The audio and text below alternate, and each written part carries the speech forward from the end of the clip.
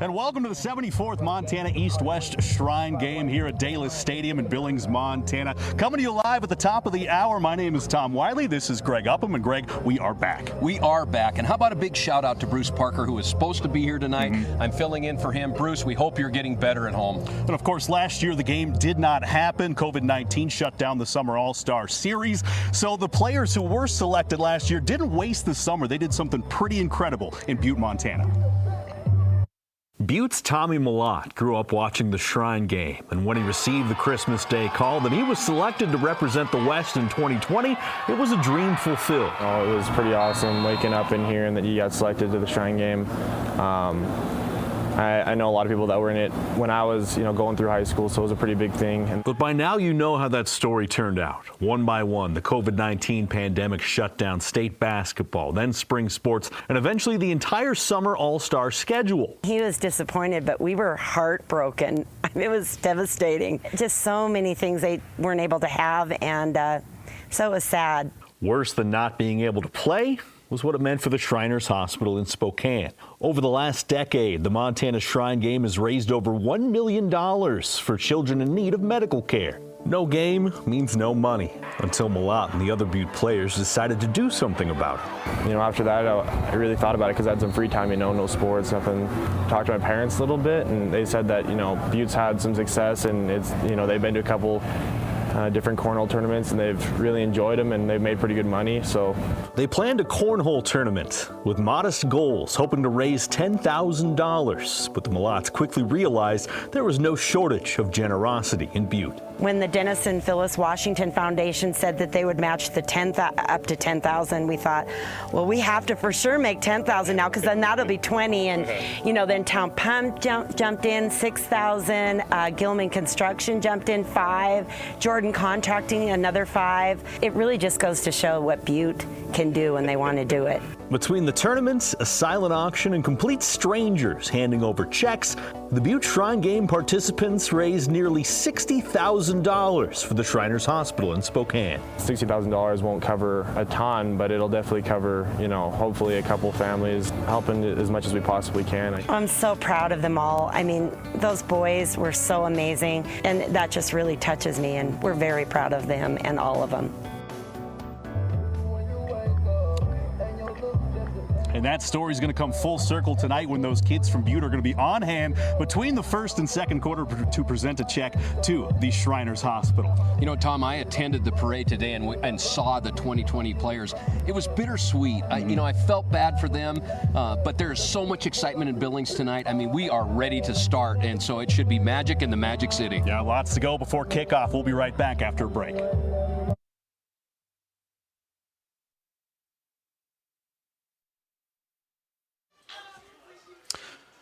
Welcome back to Dallas Stadium for the 74th Montana East-West Shrine Game. We are quickly approaching kickoff. Well, you've heard from me. You've heard from Greg. We'll go down to the sideline again for the third member of our broadcast team. It's John Miller. John? Hey, thanks, Tom. I can't tell you how excited I am to be here at my first Shrine Game. Fans are trickling in here at Dallas Stadium, and they're expecting a full house tonight. That's something West head coach Dane Oliver said he's excited to see. As you know, they didn't have many fans in the stands for their 2020 championship season over at Missoula Sentinel. And speaking of head coaches, there's more to the connection between Oliver and Fitzgerald than just coaching this game here today. For this year's East-West Shrine Game, the connection between East head coach John Fitzgerald from Red Lodge. Junior says he's coming right at you today. That's what he told me. And West head coach Dane Oliver from Missoula Sentinel. Guys will come from behind and punch it. Here we go. Ready? Goes back a few years. Both coaches were players on the Montana Grizzlies 2001 championship team. That's about 20 years ago now, but John Fitzgerald's a great football player and a tremendous football coach. So it'll be exciting, to go against an old teammate, and it'll be a fun week. For Fitzgerald, he actually played in the Shrine Game in the late 1990s. Back then, the game was in July. The Red Lodge head coach remembers the scorching heat, but the weather in Billings this week was pretty similar, with temperatures hovering near 100 degrees. We ended up losing, but it was a great game, great week. Hot, you know, in July is usually hot. Well, this week is kind of modeling that too. So, but great experience and some relationships that last forever. Coming off a 2020 AA state championship with the Spartans, Oliver is excited for one last ride with a few of his now graduated seniors, but also to coach some of the best players in the state. They are your AA state champions for the first time since 1972. It's one more chance to coach a tremendous group of kids who are great football players, but most importantly, great people. In practice this week, Fitzgerald has kept things simple for the East. Offensively, we're going to try to open it up a little bit, and that defensive line is, 3 or 4 of those kids are going to the Cats and Grizz, so it's difficult to run the ball on them. Oliver is hoping to see a packed house for the 74th annual East-West Shrine Game after COVID-19 robbed high school football of them in 2020. But most of all, both coaches are excited to raise money for the Shriners Hospital. It's excited for the game, but also it's an opportunity to make an impact on some people's lives who are maybe a little less fortunate than we are. The fact that you get to coach the state's best players, being a part of a great cause too, you know. Proceeds of this game go to the Shriners Hospital in Spokane. It's a humbling experience. Now let's see which one of these national champions comes out on top on the field today. Tom? Hey, thanks, John. When we come back, we'll take a look at one of the people who makes this Shrine Game for such an incredible cause. We'll be right back after the break.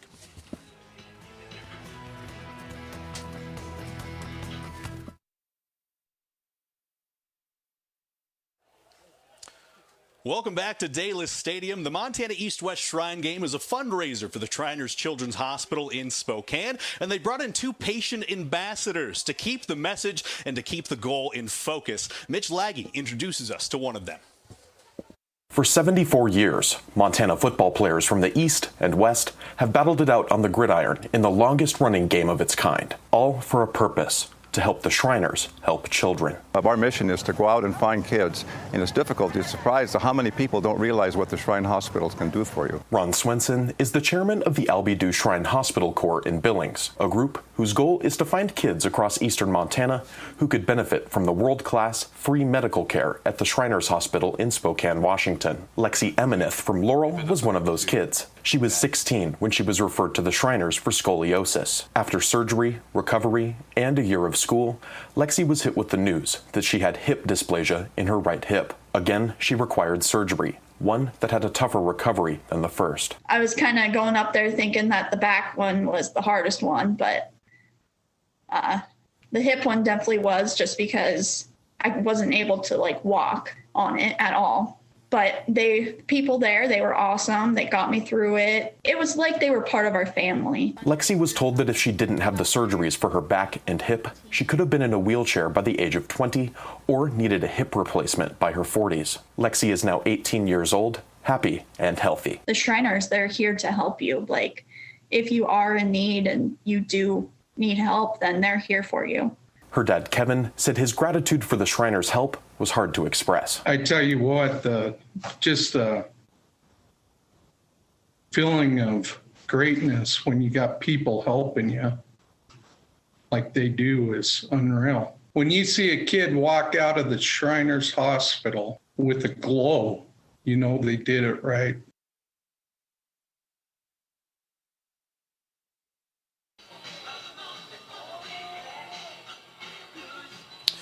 Well, that was Lexi. We'll have a chance to meet the second Shrine Patient Ambassador as well, Grant Heaton, later on in the broadcast. But while we got a moment, let's take this opportunity to take a look at the teams for both the East and West in the 74th Montana East-West Shrine Game. And we will start with the East offense, the skill positions. And at running back, Jay Jetmore, Red Lodge, Gavin Mills of Fairfield, a wide receiver. One of your 2 Class A quarterbacks, Carson Hunter and Marcus Whitman, Miles City and Billings Central, respectively. quickly. A couple receivers in the Eastern A as well. Jaden Venable, Jack Waddell. Ben Britton out of Calgary will not make the trip due to travel restrictions. Another wide receiver out of Billings Seniors, Jackson Berkeley, Brock Ping, Jamin Medlock, Jackson Willems, Sloan McPherson rounding out your skill positions. There's some power and speed in there, Tom, and we'll see how it goes. All right, let's take a look at the East offensive line. Some beef up there. Coulter Bama of Fairfield playing center. Pierce Mortensen of Malta, one of those Northern B kids. John Brown of Bozeman.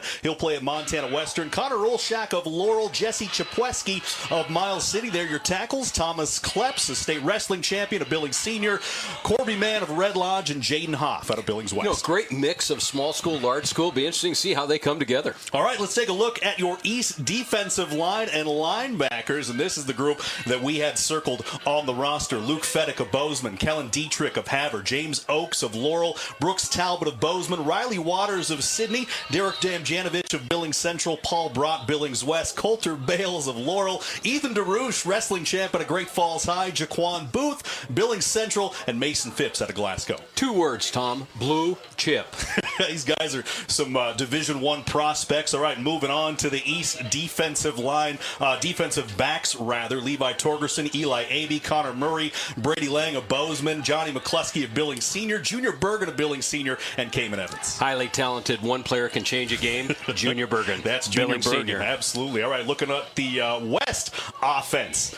At quarterback, a couple of AA guys. Missoula Sentinels, Dayton Bay at running back. Cormac Ben of Big Fork. Cole Truman, Dillon, Jaden Clement of Hamilton. Dexter Tedesco, Helena High. Flint Smith of Whitehall. Tolter Janicaro of Missoula Big Sky. Johnny Reeser, Dillon, Gunnar Smith, Eureka. Zach Evans, Helena High. And the big tight end of Butte, Jake Olson. I think you're going to see Coach Oliver and his staff spread these players out on the field and see if East can catch them. All right, how about the West offensive line? Looking at those guys, tasked with slowing down that East defensive line. Lucas Thacker, Columbia Falls, Rocco Bakari Glacier, Duncan Richardson from Frenchtown, Hudson Vegeron of Hamilton, Tyler Burrows, Hamilton, Ty Reha from Butte, Judson Selsker from Helena High, and DJ Jackson out of Butte. They're going to have their hands full today, Tom. We'll see how they handle that East defensive line. Moving down to the West defensive line as well. Gino Leonard, this is a guy out of Missoula Sentinel, those state AA champs. Tell Arthur, Carter Lake, Tyler Little, Soren Searoot, Riker McElmurray, Toby Veldkamp, Aiden Lead, Brian Holland, Luke Benson, Dylan Smith, and Preston Medish. Soren Searoot may be the best defensive player on the field tonight. And Gino Leonard from Sentinel, old school, downhill, and angry. One more group to look at, the West defensive backs, and we're going to take a look at them. Jace Fitzgerald, Michael Hupp, Jace Kluswich, TJ Roush, David Lowry, Ben Swanson, and Donovan South. One player to watch in particular there, David Lowry, may be considered the best defensive back in the state of Montana. And Jace Kluswich, speed. All right, we'll keep our eye out for him. There's some action on the field. Let's go down to the coin toss. You guys swing around.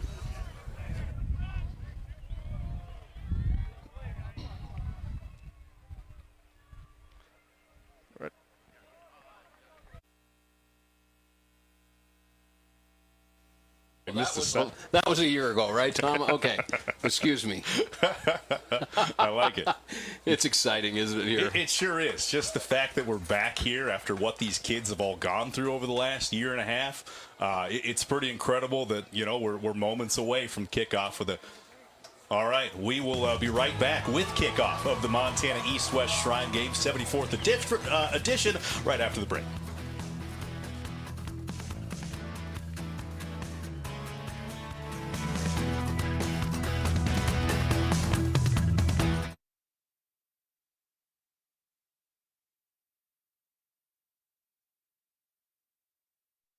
The following is a special presentation of MTN, the Montana Television Network. Welcome to the 74th Montana East-West Shrine Game from MTN Sports.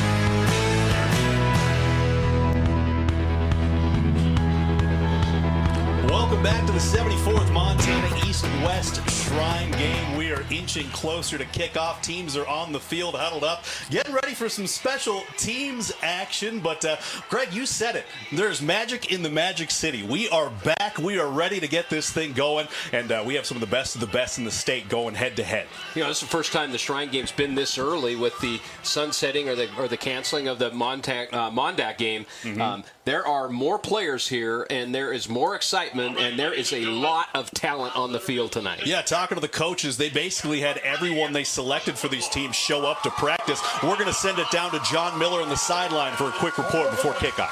Yeah, Tom, we're about 38 seconds until we have kickoff. There was some rain that just came through. It almost ruined that magical day that you were just talking about. But otherwise, it's perfect. It's about 81 degrees, 0 wind down here, maybe a little windy. But these players were practicing 3-a-days, 2-a-days, in 100-degree heat this week, Tom. And, you know, some players even told me they were sleeping in dorms without any air conditioning for this 100-degree weather. So, you know what? These guys are going to get ready to go. The atmosphere down here is just absolutely crazy. Let's get to it, Tom.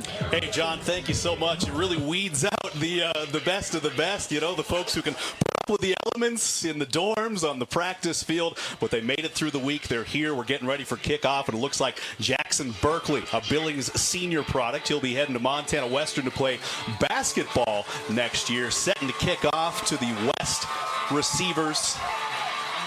And it looks like back to receive, I do believe that is number 37. Diving south and alternate. He gets through, breaks through at about the 15-yard line. And that's where the West will start their first possession. Yeah, and I think that's indicative of what's going to happen tonight. That is a big, big shot. Wow, you could feel that up here, I'll tell you what. Yeah, there's always that misconception that, you know, they hold back in these all-star games. But I think just given where we've been, they didn't get a chance to play last year. You know, some of them are trying to set the stage for their college careers. That's not going to be the case tonight. No, not at all. So the line tonight, Tom, is can West offensive line handle East defensive line? Yeah, here's a first look at that defensive line. We have Dayton Bay out of Missoula Sentinel under center. He's looking for a receiver on the left side, throwing deep. But it's going to be long and incomplete to Cole Truman out of Dillon. You know, Levi Torgerson on the coverage, too, and great coverage. Levi Torgerson, an all-state player in 4 categories, and then special teams on top of it. I mean, this guy's got it all. Yeah, Levi Torgerson actually played in the Montana-Wyoming basketball series last week as well, so it's been a busy couple weeks for him in Billings, Montana. All right, it's 2nd and 10 for the West. Dayton Bay still back there, just a selfless quarterback. Dane Oliver, head coach of the West, head coach of Missoula Sentinel, those state champions. Couldn't really speak highly enough of him. A man in motion, and he goes to him. Jace Kluswich, another Sentinel product, a fast kid, can't get the edge, and he's brought down for no gain. Yeah, I think that's what we're going to see a lot tonight. Coach Oliver's going to try and get Kluswich on the outside. He's listed as a defensive player, but you can see when you have the fastest kid in the state and he plays fast, he's going to touch the ball. That's right. Jace Kluswich, committed to Montana, played 3 years at Frenchtown before transferring to Sentinel. Caught 5 passes and a team high 61 yards and 2 interceptions in that state championship game against Billings West. All right, 3rd and 8. Bay from the shotgun, 2 receivers split wide, 3 receivers rather, and he fumbles it. The snap is a little off. He escapes the pressure, and he fires just off the fingertips. Good coverage by the East defense. That was a great coverage by that corner. I couldn't get the number, but he drove on it hard. I think that was Gavin Mills out of Fairfield. He jumped that route, and they know how to play football in Fairfield. Oh, no doubt about that. A number of state championship appearances, including this year. Finished runner-up to Manhattan in just an incredible ball game. But what a season from the Fairfield Eagles. All right. Talk about 2 dangerous returners. Torgerson and Bergen, both of them can open up the game. And so who do you kick to? Maybe none of them. It doesn't seem fair, to be honest with you. These guys are both all-state, all-conference, all-world returners. And, well, you kick it short, it rolls past the 50, and the East is going to have some pretty good field position for their opening drive of the game. They really are. And again, you know, anytime you have a defensive line like East is playing with tonight, if you can get teams in 2nd and long, 3rd and long, that's what they want to play, and that's what they ended up doing there. Very dangerous. All right, looking at the East as they line up, it appears to be Marcus Whitman, the Billings Central quarterback, lining up under center for the first series. You know, the East 2 Class A quarterbacks and the West 2 Class AA quarterbacks. So it'd be the A's versus the AA's tonight. I do like these inter-class rivalries, too. You know, you can kind of settle some of this stuff on the field. Who's got the better athletes? Well, we'll take a look here. Whitman takes the snap, fakes the handoff, and he passes it to, well, who else is it going to be? That's Junior Bergen, and he didn't do much with that, but boy, you got to watch this guy. We'll be calling his name frequently tonight, if you ask me. Yeah, and I think if we can get a replay on that, you're going to see maybe the best defensive player in tonight's game, Severud out of Sentinel, and he can take the perimeter away, and he did it right there. You saw in Severud, one of the Western AA defensive MVPs with those Sentinel guys. They kind of had a clean sweep of some of the honors handed out at the end of the AA season, and it's no surprise. I mean, Dane Oliver basically had a super team out there. There are 5 Division I commits, I think 6 or 7 college players on that West team, and we are going to take a look at this replay. Yeah, you watch Severud play. He'll be the outside linebacker here coming up. You catch it late, but you can't outrun him. And that's Bergen going on the outside, so that's speed on speed. Yeah, that's the matchup that I think the East wants, at least getting Bergen to the outside, but Severud playing well there on defense. All right, here's the snap. They find Bergen once again, 2 straight times, and he does what he does best, makes people miss, works his way close to the first down marker. Looks like he might be about a yard short, but what a play by Junior Bergen. We're seeing him already. And who's on him right away but Severud, but Bergen breaks the tackle. So, you know, when you're dealing with athletes of this caliber, it's going to take them a little bit of time to get going, but you just saw maybe the best defensive player against the best offensive player, and that time the best offensive player won, Tom. It does seem like every time Bergen touches the ball, he's a threat to do something incredible with it. Every week during the season, we saw all kinds of highlight reel plays. And he stays in there. He's split out wide. 3 receivers for Whitman here. It's a dangerous down for a defense. Rolls out, fake the handoff, and he finds Jack Waddell. Jack Waddell out of Laurel. Well, that was executed very well for 1 week of practice because that's timing. You're rolling to your left, throwing with your right hand. You can see him. Quarterback does a great job here rolling out. Watch him as he picks up. As we pick up the replay. This is not an easy throw to throw. Yeah, moving across the field over your body. But Jack Waddell, we'll see his name quite frequently tonight as well. He had just an incredible season for the state A champion Laurel Locomotives. He had 3 touchdowns in the state championship game against Billings Central. So this East wide receiver crew doing damage already as they get the first down. And Whitman hands it off. It's going to be Jaden Metlock of Billings West, and he is moving that offensive line. Gain of about 6. That'll bring up 2nd and 4. We're going to look at this one again as well. Yeah, this is just big on big. This is mano a mano. This is right up the middle, and he does a nice job of running the inside zone play. And the East offensive line, look at that wedge block up front. Yeah. Yeah, Jamin Medlock committed to Montana Tech. Now, he's kind of a well-traveled person. Lived in 6 different states. Born in Arizona, then South Dakota, Nevada, Utah, and Michigan. Ended up in Montana, and I know he's excited about it. And Montana Tech's excited about him suiting up for the Ore Diggers next fall. And Duncan Richardson from Frenchtown got a hold of him at the line of scrimmage, and then he went on a little ride with him. So. Offensive line holding up so far for the East. Again, offense. 2nd and short. Uh-oh. Looks like we got a timeout for the East. We're going to stay right here. You know, talking to Coach Fitz. Okay, actually, we are going to go to break real quick. We'll be right back with more from the 74th Montana East-West Shrine game. We are just under 12 minutes left in the first quarter. We'll be right back.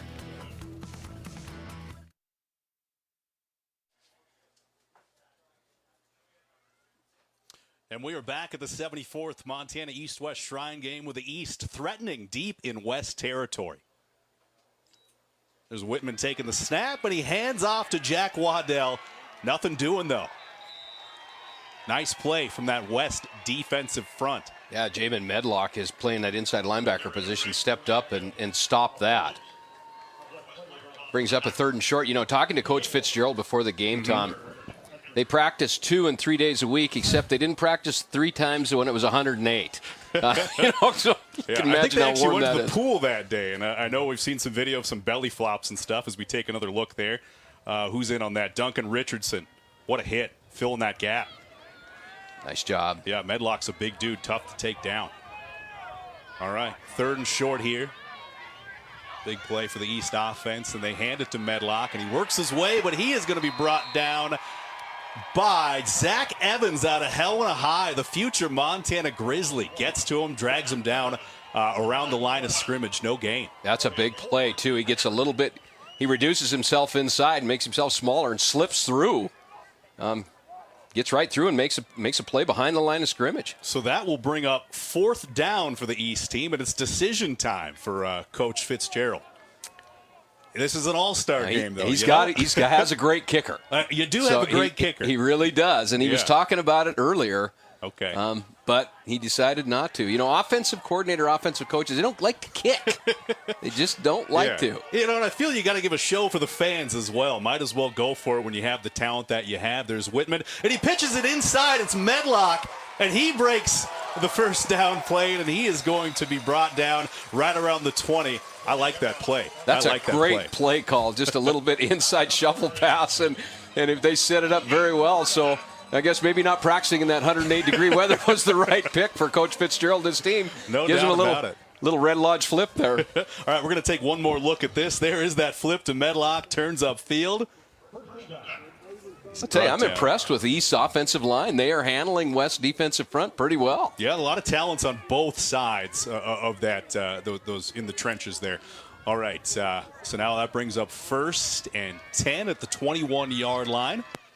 And they're staying with the guys who started this series. There's Whitman looking over the middle. Oh, almost picked off by Jace Fitzgerald out of Dillon.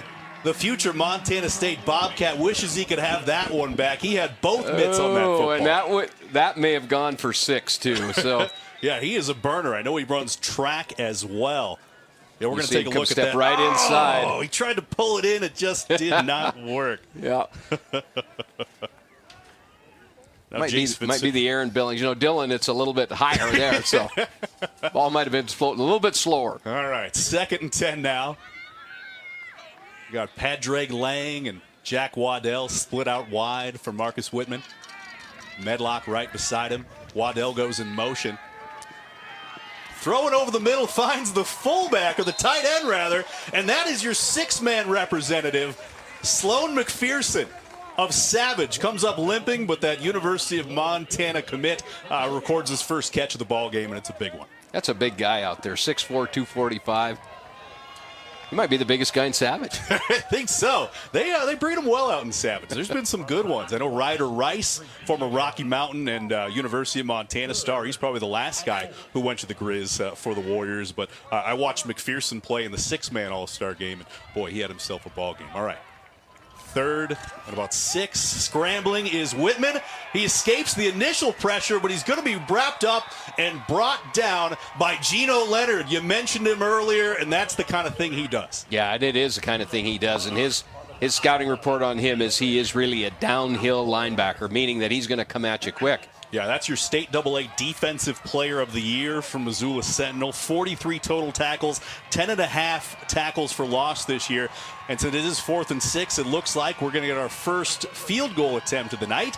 Jackson Berkeley kicked it off. Jackson Berkeley doing the honors. The snap is kind of bobbled. Levi Torgerson picks it up. He's looking for somebody. He's escaping. He's getting good coverage, and he throws it towards the end zone. And Junior Bergen with an incredible catch for an East touchdown. Just a broken play.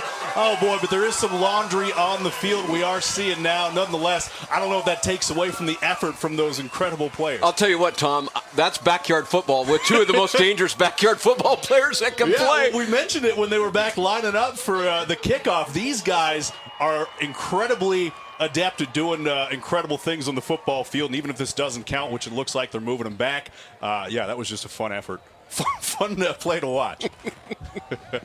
That's one where mom calls you for dinner when it's over, right? Yeah, we're going to take another look. What was the call? It looks like potentially a block in the back. Okay, they're lining up for a field goal again. 38-yard attempt. 38-yard attempt for Jackson Berkeley, and he's got a leg.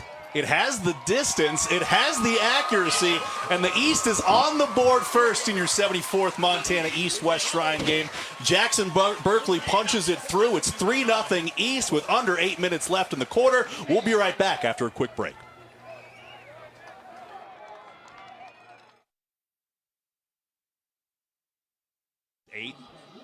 All right, and we are back at the 74th Montana East-West Shrine game. The East on the board first. It's 3-0. West will try to answer as they get ready to line up for the kickoff. But, yeah, that was a fun drive to watch. You know what? Interesting, Tom, as this is unfolding. Now, Coach Fitzgerald, Red Lodge, I'm sure they like to run the ball. They throw the ball. They have great athletes up there.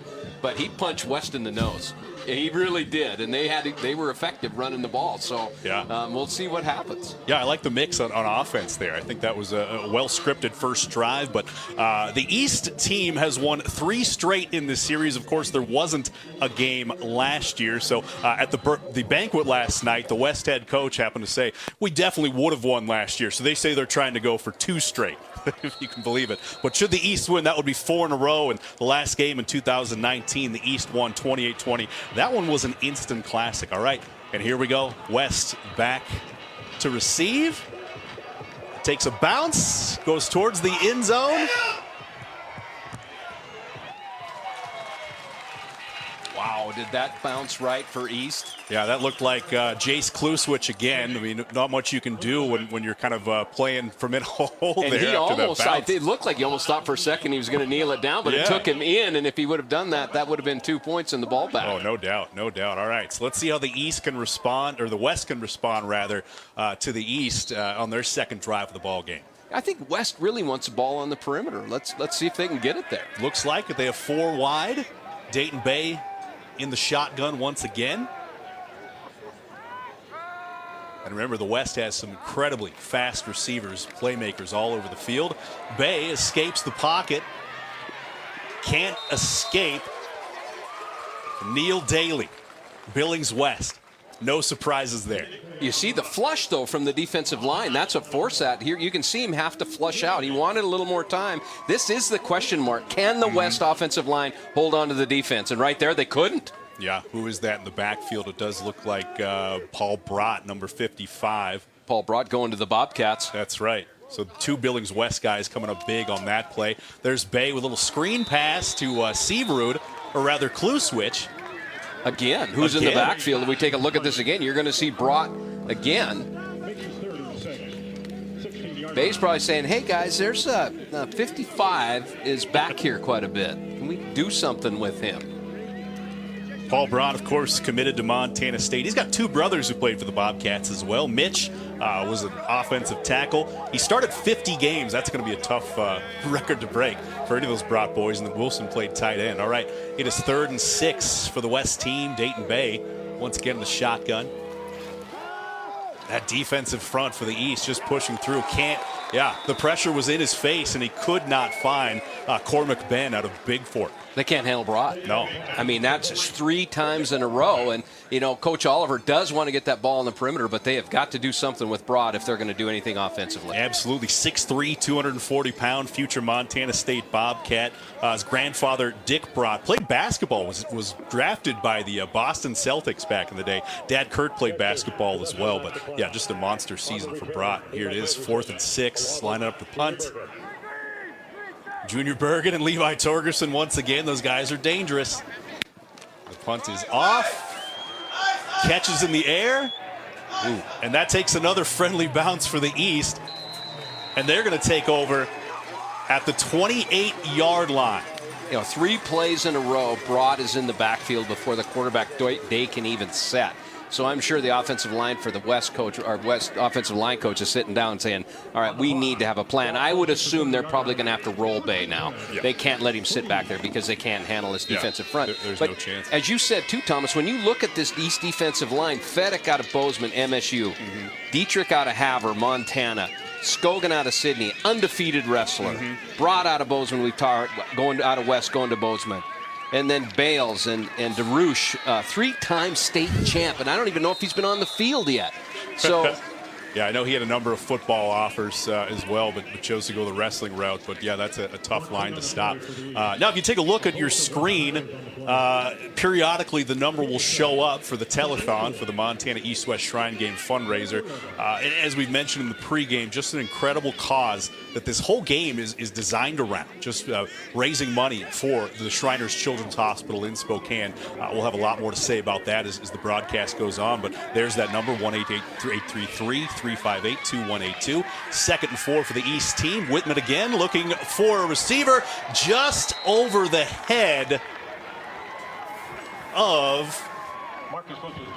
You know, if that ball would have landed, David Lowry, I talked about him earlier, may be the best corner in the state.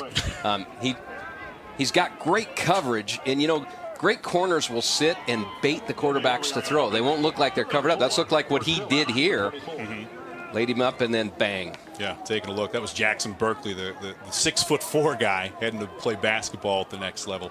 Can't quite get to that one, but yeah, what a heck of a play by David Lowry. Big third down here. Yeah, Lowry heading to Montana Tech as well. Good academic guy as well, all academic. Just had an incredible season for the Helena High Bengals. Big third down. There's Whitman, hands it off. Shoots ahead, going to be short of the first down marker. Look at that power. I mean, he's hit at the line of scrimmage. He takes him forward. I think Coach Fitzgerald's going to go for this. Yeah, that's Brock Ping out of Billings Central with the carry there. And it looks like it. Why not? Well, it didn't quite work the first time. They settled for a field goal, but when you're at 4th and 1 and you got that kind of beef up front, might as well go for it. I don't know if you're seeing what I'm seeing, but they bring in big Jaquan Booth for the short yardage situation. Oh, he fumbles the football, coughs it up. I think they're saying he was down. They said they called it dead. He may have gotten the first down with that. Did they give it to him? I don't know. No, they're putting back the other way. Yeah, that's good. No, they gave him the first down. Oh, little Chicago Bears I love play it. right there, kind of man. the fridge, all of the fridge. We're going to take a look. Okay, this is 200 and a lot of pounds coming at you with the ball in your hand. Check this out. Wow. Yeah, he is listed at 5'11", 315 pounds. He was down before that ball popped out. He was down. To the replay, it was probably a good thing he was down, because if he hit someone else, they might have just knocked him out. Yeah, we were talking to Coach Fitzgerald before the game about Jaquan Booth, and he says when you shake his hand, your entire hand just gets enveloped. He's that big of a human, but he can move, and I love that he's a fan favorite. He's a team captain on this team, and they gave it to him in a crucial situation. There's Whitman going deep to the corner of the end zone, but just out of reach of Jack Waddell of Laurel. Yeah, and David Lowry, they're picking on him a little bit, but guy has great coverage. You just watch him. He's just right in the guy's face. Yeah, that's several plays so far that he's turned up big on in the pass coverage. You know, and talking to some of the coaches across the state, as I've said a couple times, he may be the best corner in the state. Yeah, they got a good one heading to Montana Tech next year. I know they've. I've seen a number of articles and interviews with Lowry where they call him Lowry Island, kind of like a Revis Island type thing for Darrell Revis. But not many people could make plays against the coverage that he provides. All right, so it's now 2nd and 10. Whitman there. Wes running a little bit of refer to that as a radar defense. Radar defense, all right. Ping rolling right. Whitman rolls out under pressure. He throws it across his body. That's a dangerous pass. And it is going to be intercepted by the West defense at the 2-yard line. And who else? It's Jace Fitzgerald. We've said his name a couple of times. The future Montana State Bobcat comes up big. He dropped the first interception, and now this one he gets. So yeah, he gets a little bit of redemption. We're going to take another look at it. This was a dangerous pass by Whitman under pressure, off his back foot. 2 West players jump up for it, and that's going to be Fitzgerald coming down. We're going to take one more look at this one. What'd you see? Yeah, maybe Whitman probably wants that ball back. You know, he just a little bit of backyard football. Nah, maybe not. Yeah, well, the West team's got to feel pretty good about themselves for holding the East to a field goal in their first possession, and then stopping them when they were threatening to score yet again on that second one. And the West lines up in a heavy format. No gain on the carry on the QB keeper. You know, Coach Oliver, trying to find something offensively, and it's hard to when you're on your own 3-yard line. He doesn't want to drop back in the end zone because they can't protect him at this point in time. But they've got a Giannicaro. Yeah. And I don't know if you've watched him run, but he'll run you over. Yeah, those Giannicaro boys are known for playing some hard-nosed Must have been a lot of cottage cheese when they were growing up, huh? Because you look at their thighs. I mean, man, oh, man. Yeah, they are built for power, no doubt about that. And that is Colter Giannicaro in the ball game from the shotgun. Just look at his biceps. What a monster. And he running the option. He wanted the ball back. He did wanted to keep it. Looks like it's close. They're marking him outside of the end zone, but holy cow. That is Johnny McCluskey. He's pretty excited about that. He was deep in the backfield from his linebacker position. The West offense just can't get going yet, it's can tough. it? That it just can't. Line is. And they have the athletes too. They just have to find that magic point. 3rd and 10 deep in their own territory. Giannicaro with 3 wide. Oh, and they're back in the field again. He throws up a duck and almost hauled in, almost picked off. Both teams not afraid to throw the ball down the field, are they? You kind of have to there, but I think that was number 25, Kellen Dietrich from Havre. Kind of went unstopped to the quarterback there. We're going to take a look. Yeah, he's not. I don't think I'd leave him alone. He's going to Montana. I mean, if the Grizz saw something in him, yeah, may want to count him. A 3-star prospect out of Havre High School. Going to play defensive end for the University of Montana in the fall. West punting again deep in their own territory. Oh, it's blocked! And it's going to be recovered by the West. That's going to be an East safety. Put those 2 hands together. That is 2 points. And that you knew they were going to bring pressure, right? Yeah, and so West just having trouble handling that interior front. Yeah, we've said that from the beginning. And that's exactly how it's played out so far. We're going to take a quick look at it. again. They just blew the offensive line up and just came in. No time whatsoever. He had no chance. Did Gino Leonard. Well, we're going to take a quick break. The East team leads the West team 5-0 after his safety in your 74th Montana East-West Shrine game. We'll be right back.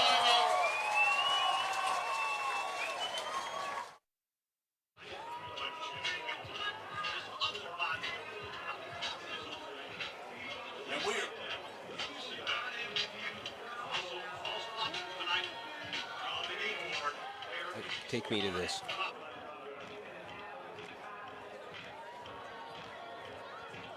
Started, Greg, we were looking at that East defensive line. We definitely knew that they were going to be a problem for the West offense to handle, and that has certainly played out as such, hasn't it? Hey, how about this on the telethon right now? I just got a text from Joey Sider, my high school classmate. He drove himself to driver's ed and then picked us up after driver's ed and drove us home. So how do you know you're from Montana? When you drive yourself to driver's ed. But Joey said we've already made $11,000. They had a $5,000 donor and 2 $1,000 donors, and the telethon and Dennis and Phyllis Washington Foundation is matching it up to $10,000 already. So thank you, everyone. Joey Sider, keep doing a great job. Incredible. We are back. The donations keep pouring in. There's a number on your screen. Make sure to call in, donate money to the Montana East-West Shrine game and the Shriners Children's Hospital. And, well, once again, the East, after the safety, gets ball in good field position. Little extracurriculars after the whistle. I don't see any laundry, though. They're going to let them play. Well, I'll tell you, like I said, East punched them right in the nose. And it's how physical this East team is. And, Coach Fitzgerald from Red Lodge, maybe that's how they play up there. he brought a physical game with him. Yeah, so I wouldn't doubt it. A lot of those guys, as we've mentioned, going Division I, playing for the Cats with the Grizz. And we're getting a different look here on offense for the East team. It is going to be Carson Hunter of Miles City. And he hands it off to Bergen on the reverse. Not much doing. Doesn't quite get back to the line of scrimmage. It'll be a loss of 1 on the carry. And guess who?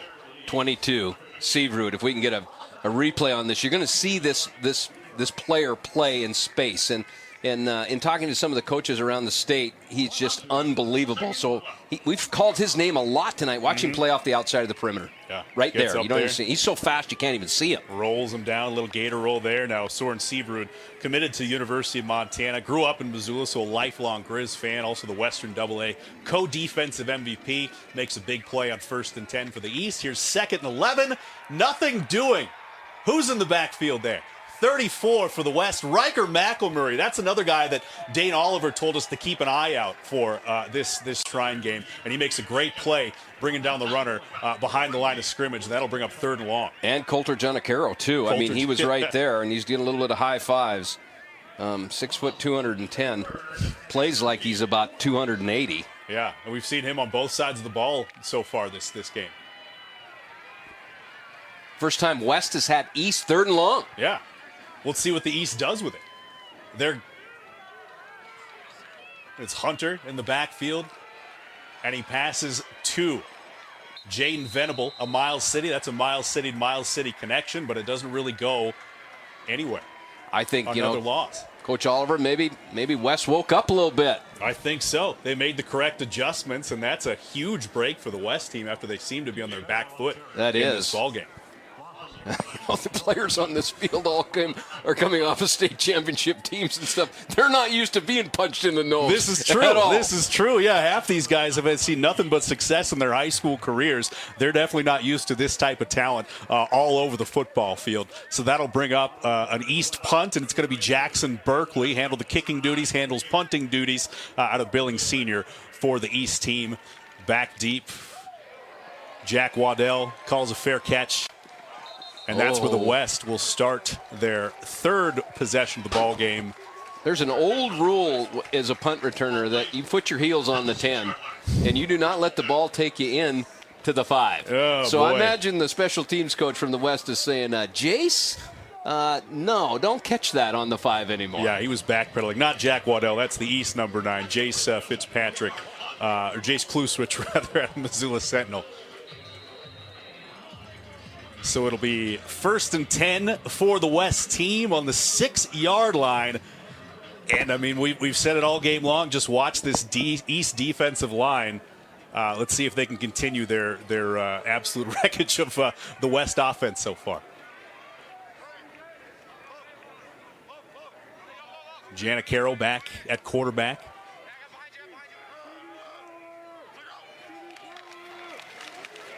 He takes it. Not much doing, though. There used to be rules in this game that you couldn't blitz, and I think they pulled those because no one would pay attention to them anyway. Yeah. And then if someone was losing, then you'd blitz anyway and say, "Why we didn't blitz?" And they'd say, "Yeah, you did. I didn't see it."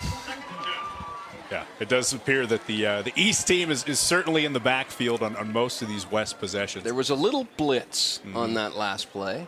So get a look at Ethan DeRouche there, 3-time state wrestling champion out of Great Falls High. His first action of the night. Dayton Bay back in from Missoula Sentinel. Little trickery there, and he hands off to Kluswich, coughs up the football, and the East picks it up. Number 54, Brody Scogan out of Sydney. A state wrestling champion falls on that one. Undefeated state wrestling champion. How about 42-0 as a senior? Sydney rolls to a wrestling team championship as well. But, yeah, he was right on top of that as the ball hit the deck. And now the East with a golden opportunity here to increase their lead. 1st and 3, 1st and goal from the 3-yard line. And they bring in the heavy package. It's Jamin Medlock in the backfield once again. Carson Hunter from the shotgun. 2 split out left. And they hand it to Medlock, and he works his way in to the end zone for an East touchdown. Boy, and you see that offensive line go to work, but Medlock, how does he run that inside zone? Very, very well. You saw how patient he was. Just before he hit the line of scrimmage, he just held himself for a little bit and let that open up and then busted right through the middle. Medlock heading to the University of or Montana Tech. Going to be an ore digger. We're taking a look at this one. Watch him run this inside. He just delays just a split second, kind of gets out of our screen, and he waits for that seam As soon as he sees it, done. Yeah, great blocking by the East offensive line as well. We got another look at this one from the sideline. Right there. Did you see that little subtle step? Yep, little subtle step. Pounds his way through. The first contact was outside of the end zone, but he muscled his way in there. And the point after is good from Jackson Berkeley, so that makes it 12-0 East. They've dominated this contest so far with just under a minute left in the first quarter. They really have, but mind you, West can score and score fast. And what East has really done is not given them any field position, but that's what defensive lines do. They don't let you play. They smother you, and that's what's happened. Not to mention some turnovers and bad blocking schemes. And so I think West will come out here. They just need some space, get spread out, and get going. I want to mention the number on your screen again. As we said, we're over $11,000 donated so far in the in this contest. 1-833-358-2182. We're going to send it down to our third member of our broadcast team, John Miller, on the sidelines. Yeah, that's right, Tom. After so many times down in the red zone, they finally punch one in for the Eastern, now up 12-0. And coming up before the end of the half, I'll be talking to Imperial potentate Jim Smith from the Shriners, talking about what it means to have the game back and also what the foundation means for the kids and families who get the support from the Shrine Foundation, Tom. Yeah, just an incredible opportunity to raise some money for a very special cause. You know, annually this game brings in about $60,000 to $100,000 a year, so it was tough not to have it last year, but you saw how some of the Butte kids raised money, and we're back, and we're doing well so far with money continuing to pile in. And so that number on your screen, just continue to call it, continue to pledge, and here's the kickoff. Going to be Jace Kluswich once again for the West team. Little hesitation, and he takes off.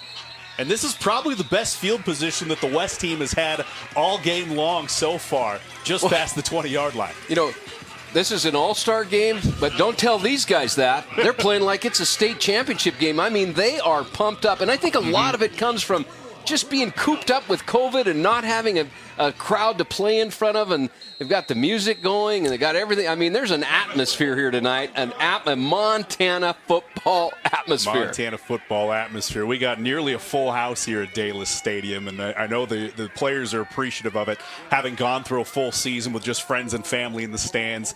With few claps. Now they get a whole cheering section. Dayton Bay rolling out, and he finds his man on the sideline. Gets about 7 yards. That's one of the few positive offensive plays for the West team so far. Let's see if they can build off of it.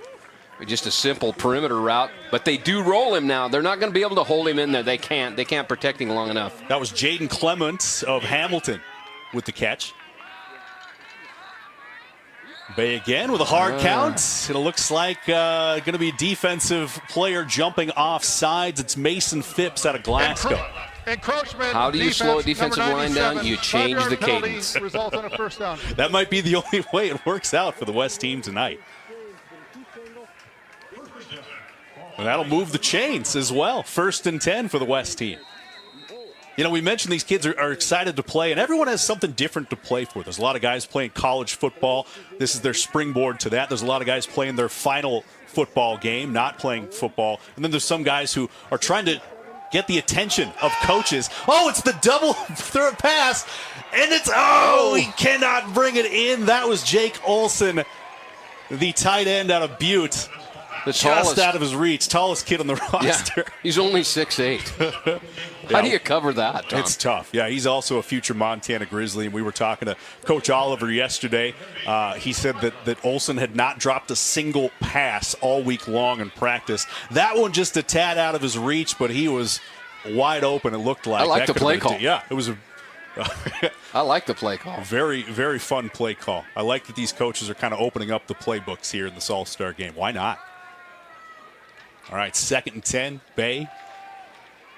Looking over to the right, just a little bit high. Trying to work the perimeter. He's got a little more time to throw. That's going to be TJ Roush not being able to haul that one in, and that brings us to the end of the first quarter. All East so far in your 74th Montana East-West Shrine game. 12-0, they lead the West squad. We'll be right back after a quick break.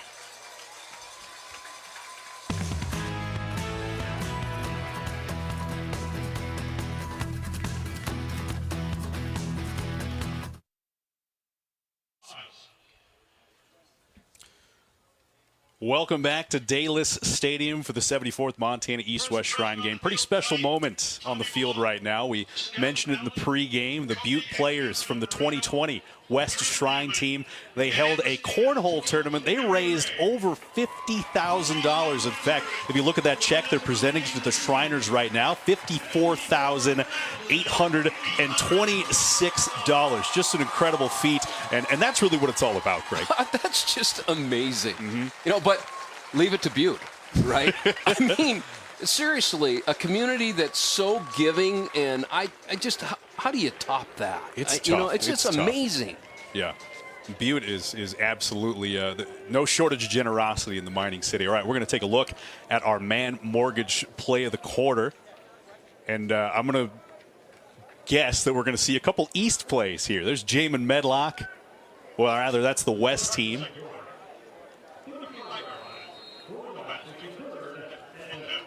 Taking a look, yeah, just some fantastic plays here. And that's that interception from the West team. And then it kind of came off the rails. There's that blocked punt fall on by the East defense for a safety. That put 2 points on the board, and there you have it.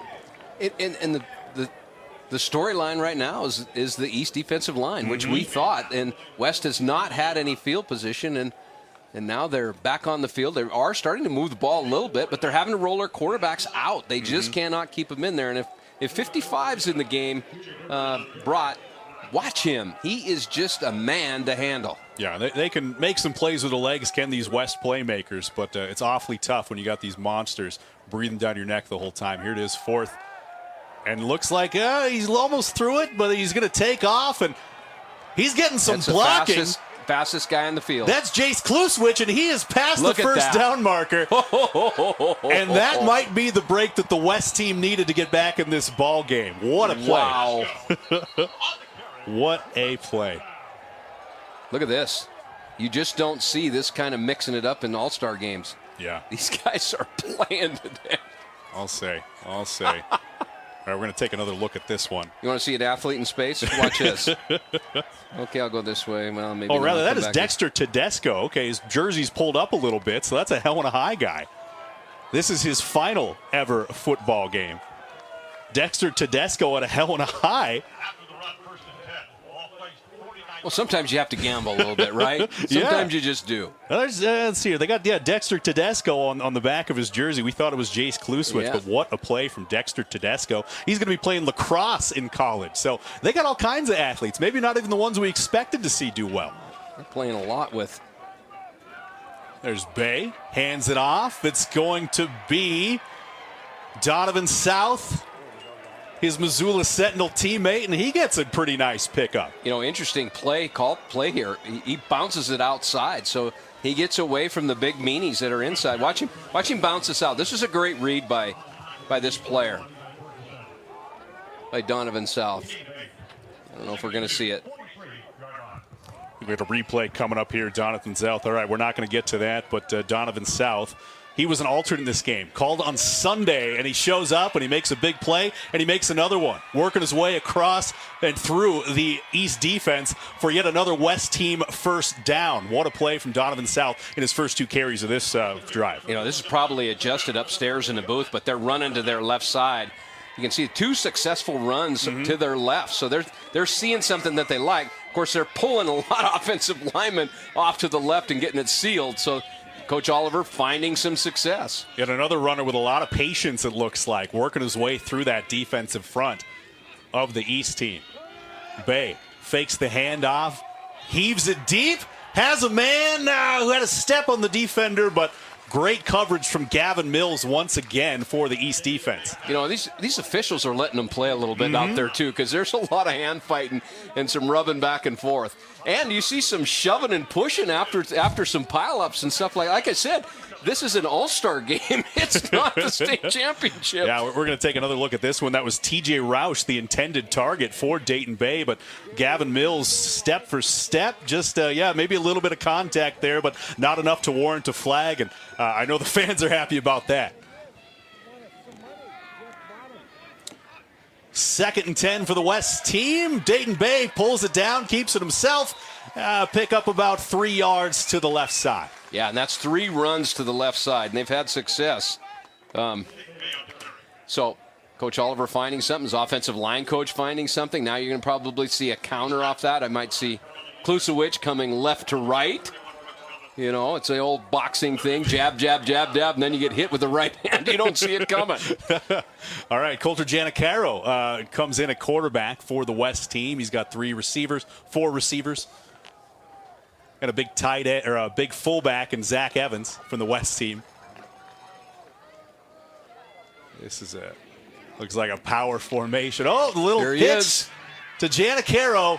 Can't quite get the edge. That's going to be Eli Abey, future Montana State Bobcat, bringing him down. Nice way to close the edge there. That's a nice play by Eli coming on the outside. We're going to take another look at this one. See Tedesco coming across. They've had Tedesco success again, yeah. Yep, you could almost anticipate that they were going to go back to that left side. 4th down, he's going for it. All right, this is a big play, big decision. We called a timeout, looks like. All right, just getting a look at what the defense showed. These Nevada gamblers here. All right, quick timeout here at the Montana East-West Shrine game. We're going to take a timeout as well. We will be right back.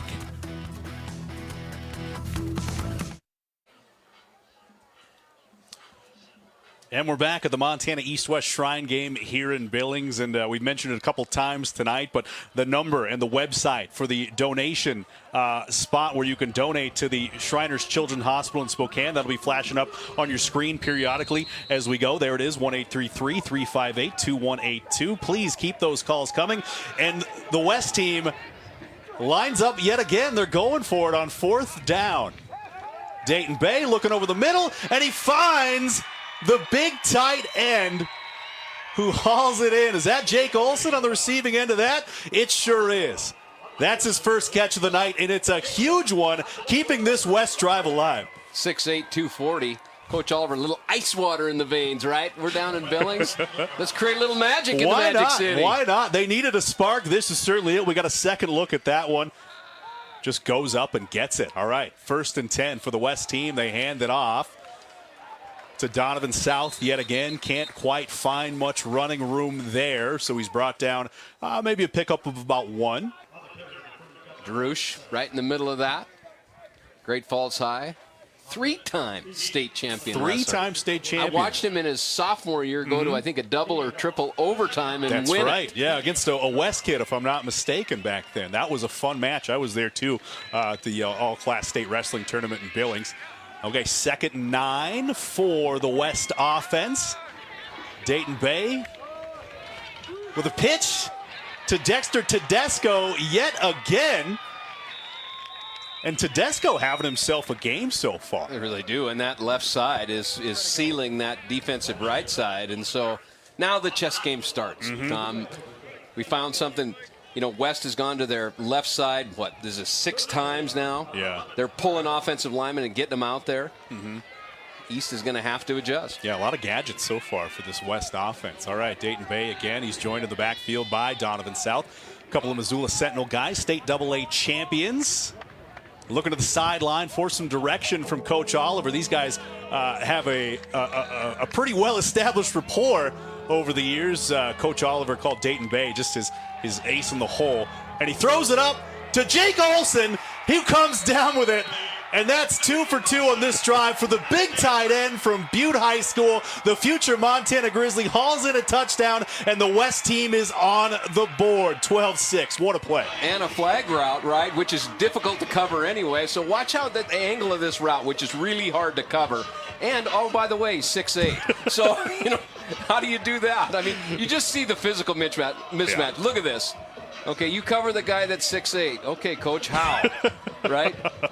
Yeah, it looks at least a 6-inch difference in height there between the defensive back and whoever was covering him. Looks like they're going for 2, and they do a jump ball.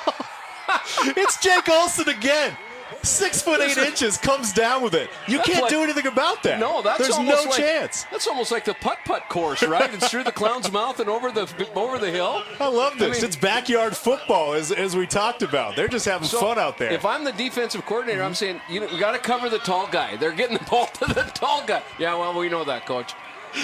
All right, so the West is on the board. They get the 2-point conversion. Jake Olson scores all of those points, and we will take a quick timeout as well. East on top 12-8 in your East-West Shrine game.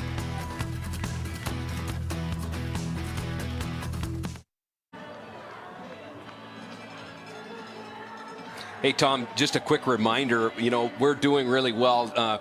Joey Sider, my classmate that I mentioned earlier, drove himself to driver's ed, then drove the rest of us home. You know you're from Montana. $11,000 that's the most they've made in this game ever at the beginning. And so keep putting your money in, keep donating.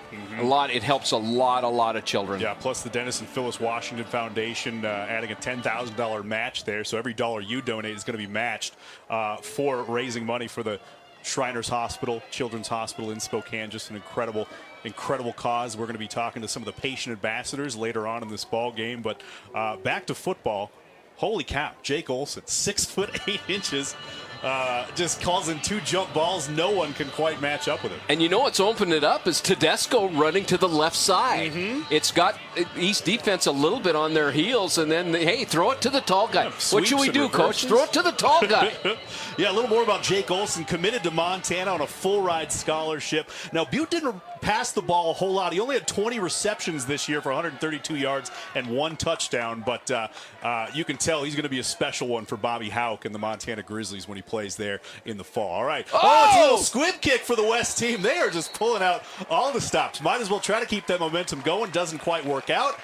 Going to be James Oakes out of Billings Central.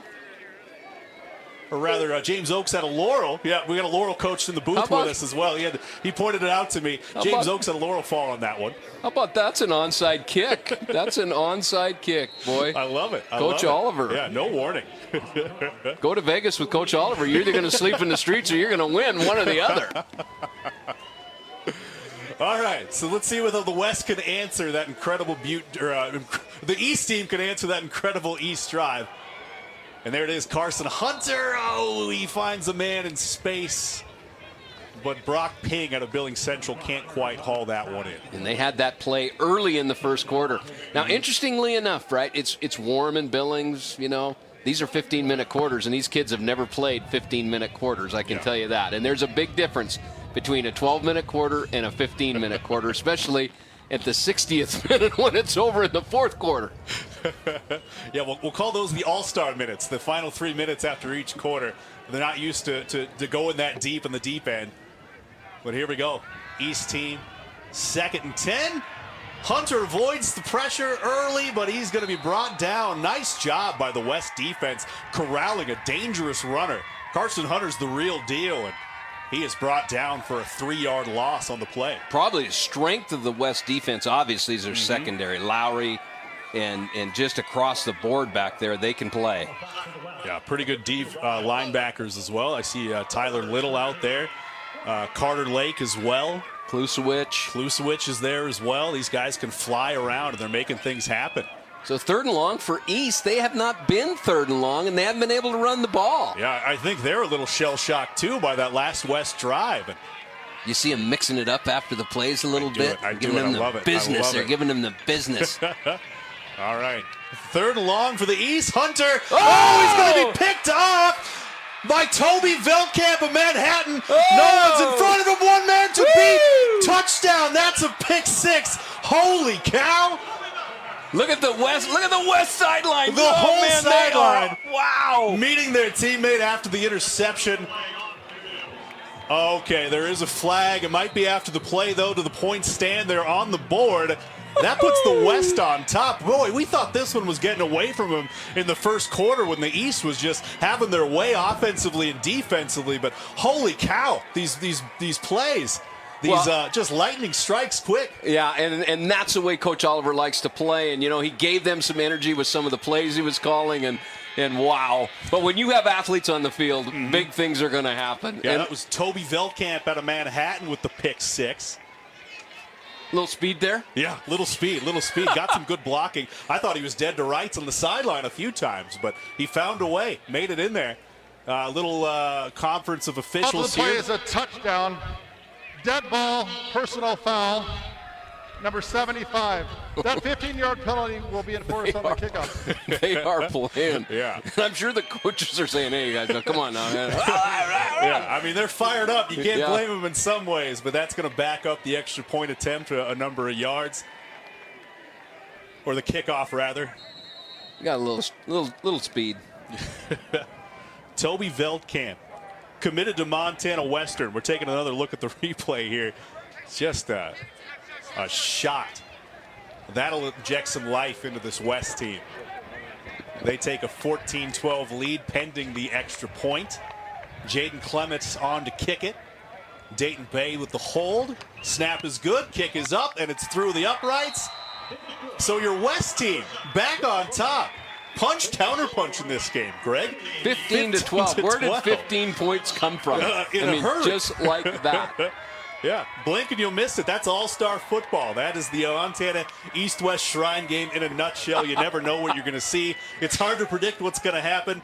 And who could have seen that? All right, we got John Miller standing by on the sideline. John? That's right, Tom. And, we saw Jake Olson score those last 8 points for the East. And you know what? When he committed to the Grizz, his dad played basketball for the Grizz. He said when he called his dad after he committed, his dad was screaming with joy. As for Toby Veldkamp, who just took that interception for a touchdown, when I talked to Chris Grabowska earlier this week, his head coach at Manhattan, he said he's one of the best players he's ever seen in all Montana football. And he showed it right there to give the West the lead. Back to you, Tom. Hey, thanks, John. Toby Veldkamp committed to Montana Western, all-state first-team running back and linebacker.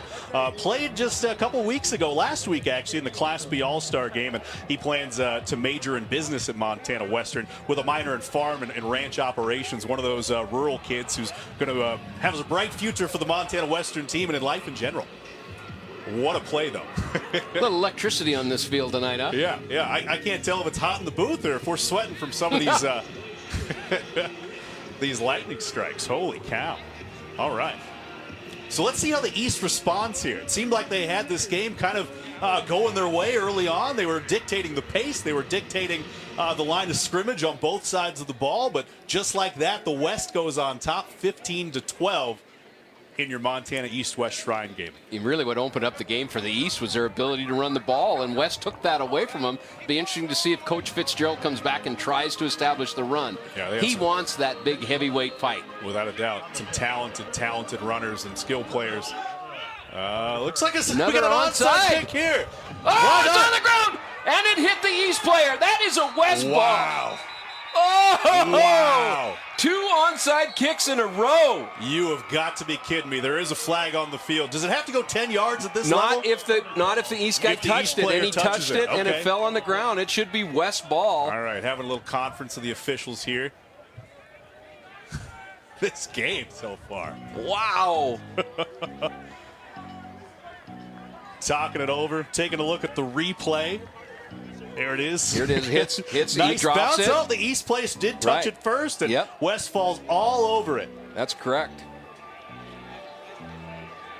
West is saying it's their ball. They're pointing that direction, and wouldn't that be something, Greg? There's a lot of white Mickey Mouse hands going to the end. Yeah, it is. He touches the East player touches it. It falls.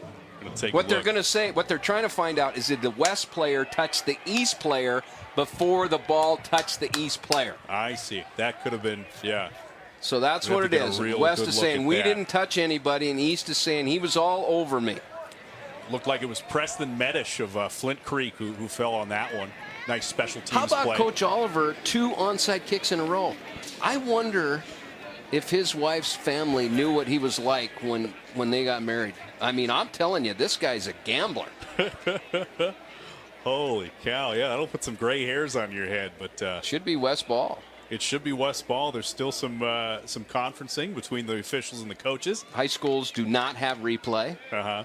I mean, we could go back and see, did the West player touch the East player? Kick interference on the kicking team. 15-yard penalty, first down. I didn't get that call. What was that call? I missed it.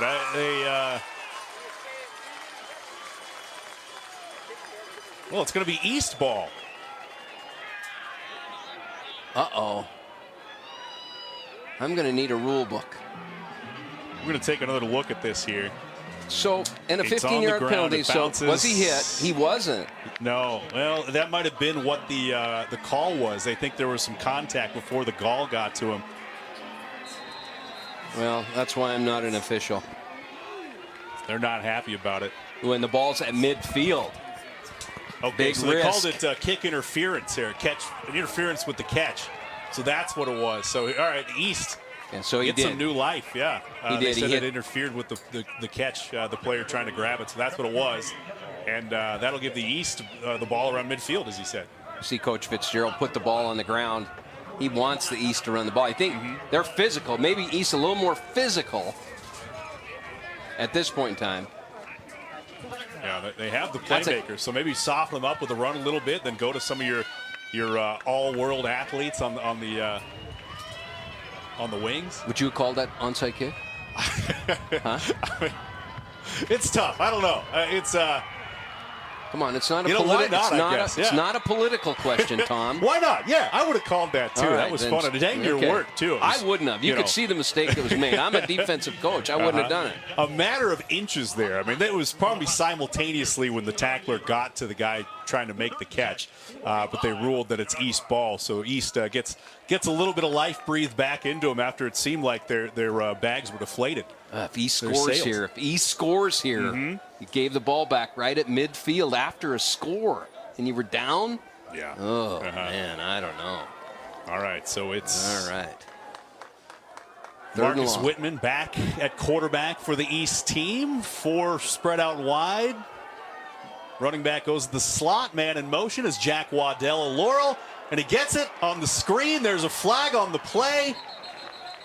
Looks like it might have been a block in the back. Waddell doesn't pick up many yards, but this one's going to be pushed back a little bit. Offense, blindside block, number 8. 15-yard penalty. again. Replacement Can't block it. Again, yeah. Yeah, he's just too fast. Yeah, it's the only way. You got to clip him.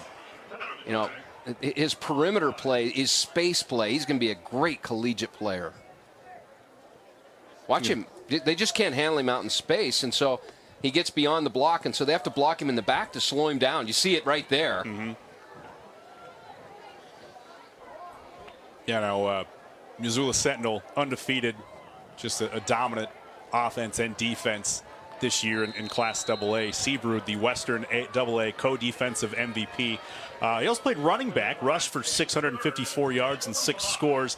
Had 82 tackles, 4 sacks with a pair of interceptions, couple forced fumble. No surprise here. First team All-State running back and linebacker. And he is tough for that East offense to handle. So 3rd and way long for the East team. 25 yards to go. He finds Jay Jetmore, but he's not going anywhere. What a play for the West defense. They are laying the lumber this evening in the second quarter. That's an F-16 Klusevich coming up. Yeah, you know, that's it's one the thing. Stuff he does. It's one thing to be a fast player, but it's also to play fast when you're a fast player, and that's what. Look at that.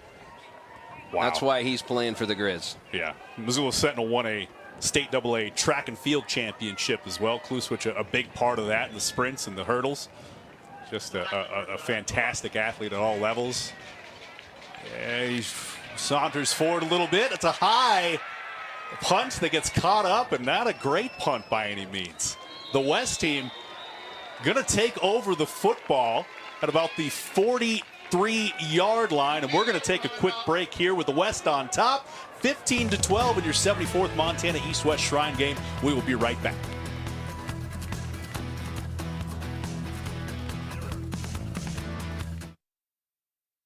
Welcome back to the Montana East-West Shrine game here in Billings, where the West team is on top 15-12 after an incredibly fun to watch second quarter so far. And the West team has the ball yet again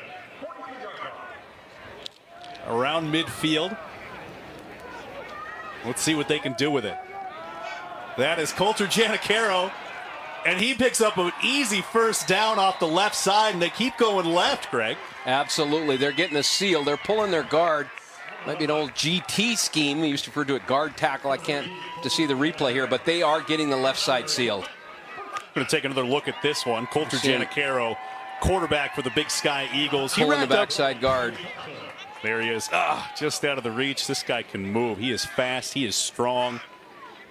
And he is still in at quarterback here, and he hands off to Gavin Mills.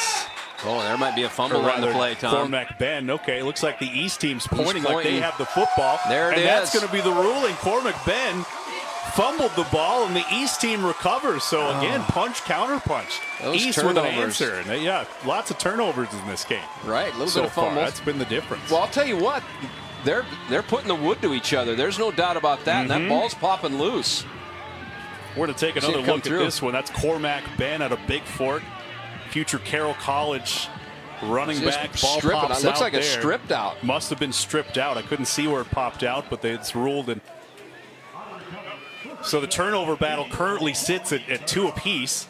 See him take the shot right there. Great shot by our camera. Yep. Yeah. It's just that big shot knocked it out. There it is. Pops out. Cormac Ben, a talented running back. We'll hopefully see him back and making some positive impacts later on here. As the East just runs it up the middle. Coach Fitzgerald wants that inside zone. Again. He just can't get it broke loose. All right, folks, and remember to continue donating to the Shriners Children's Hospital, the number on your screen there, and the website, mtshrinegame.org. We're raising money for a very, very worthy cause, medical care for children in need at the Shriners Children's Hospital in Spokane. We'll have much more on that at halftime. But the East back in business after the turnover. 2nd and long. I think West is telling East, you're going to have to throw the ball if you're going to move on us because you're not going to be able to run the ball like you have been. Medlock again out to the left side, tripped up right about the line of scrimmage. Now behind the line of scrimmage. That's going to be a loss of 1 yard. Seaverud again. This guy is all over the place. He is all over the place. He's forced about 4 or 5 plays behind the line of scrimmage. Easily from that linebacker position. Now, he's just one of 5 Missoula Sentinel players who are going to play for the University of Montana Grizzlies in the fall. You know, the college game is so much in space, right? I mean, the whole deal is put athlete in space, and you can see why. You see what he's doing. I mean, they can't block it. Yeah. That was just all strength, too. It just looked like he gave him a little forearm shiver, and he fell down. I'd run away from him. I think that's what I'd do. It's like, okay, if I'm the West defensive coordinator or the East defensive coordinator, I'm saying, okay, cover the tallest guy, and then run away from Seabroote. That's our plan. He will find you and he will catch you, though. That's what he does out there. He seems to be in no matter where it's run. All right, Soren Seabroote, incredible ball player. Well, it's really kind of interesting. You know, West couldn't stop East run game. They've stopped it. And I think West's strength on defense is their secondary. And so, you know, forcing them to throw the ball. And they did. And Belkamp picks it up, takes it the other way, all the way from Manhattan right into the end zone at De La Stadium and turns the game around. Yeah. Then Coach Oliver does 2 onside kicks. Yeah. How would you describe this game so far? It just seems like a game of adjustments, a game of risks. Heck of a lot more fun than COVID, I'll tell you that. I love it, Greg. All right, 3rd and long for the East team. It's Junior Bergen at quarterback, and he hands off to Jaden Venable. Close to the first down marker. There's a flag, some more extracurriculars. These guys are in each other's faces after nearly every play. They are. I think he hit him out of bounds is what it's going to be. We've had 3 unsportsmanlike or 3 roughing penalties, haven't we? That's the 3rd, I do believe. Yeah, some. I think 3 penalties is what we're getting from our stat guy. 3 personal fouls. Number 10, the defense, that's going to give the East team a first down, move them ahead 15 yards. Those are the mental mistakes, you know. Yeah, they call that giving them the business. All right, just over 5 minutes left in the second quarter here at your Montana East-West Shrine game. We're taking a look at. It's the perimeter, and then he's just a little bit. Venable getting there, some late action. He gets up. It looked like he was in bounds. Some helmet slapping. They are playing. the college coach is probably like, hey, whoa, easy, easy. Yeah, no doubt a lot of college coaches on the sidelines watching this one. Some of the athletes already signed to their programs, maybe even looking to pick up a couple recruits. Coach Fitzgerald starting a little bit of a tendency, Tom. I mean, as an old defensive coach, you watch the pattern of calls. He's called inside zone about 4 or 5 times in a row on first down. On first down. That one goes for about 4 yards, so It'll bring up 2nd and 6 for the East team. Whitman still in a quarterback. It's the most yards they've got first down running the ball in almost the entire second quarter.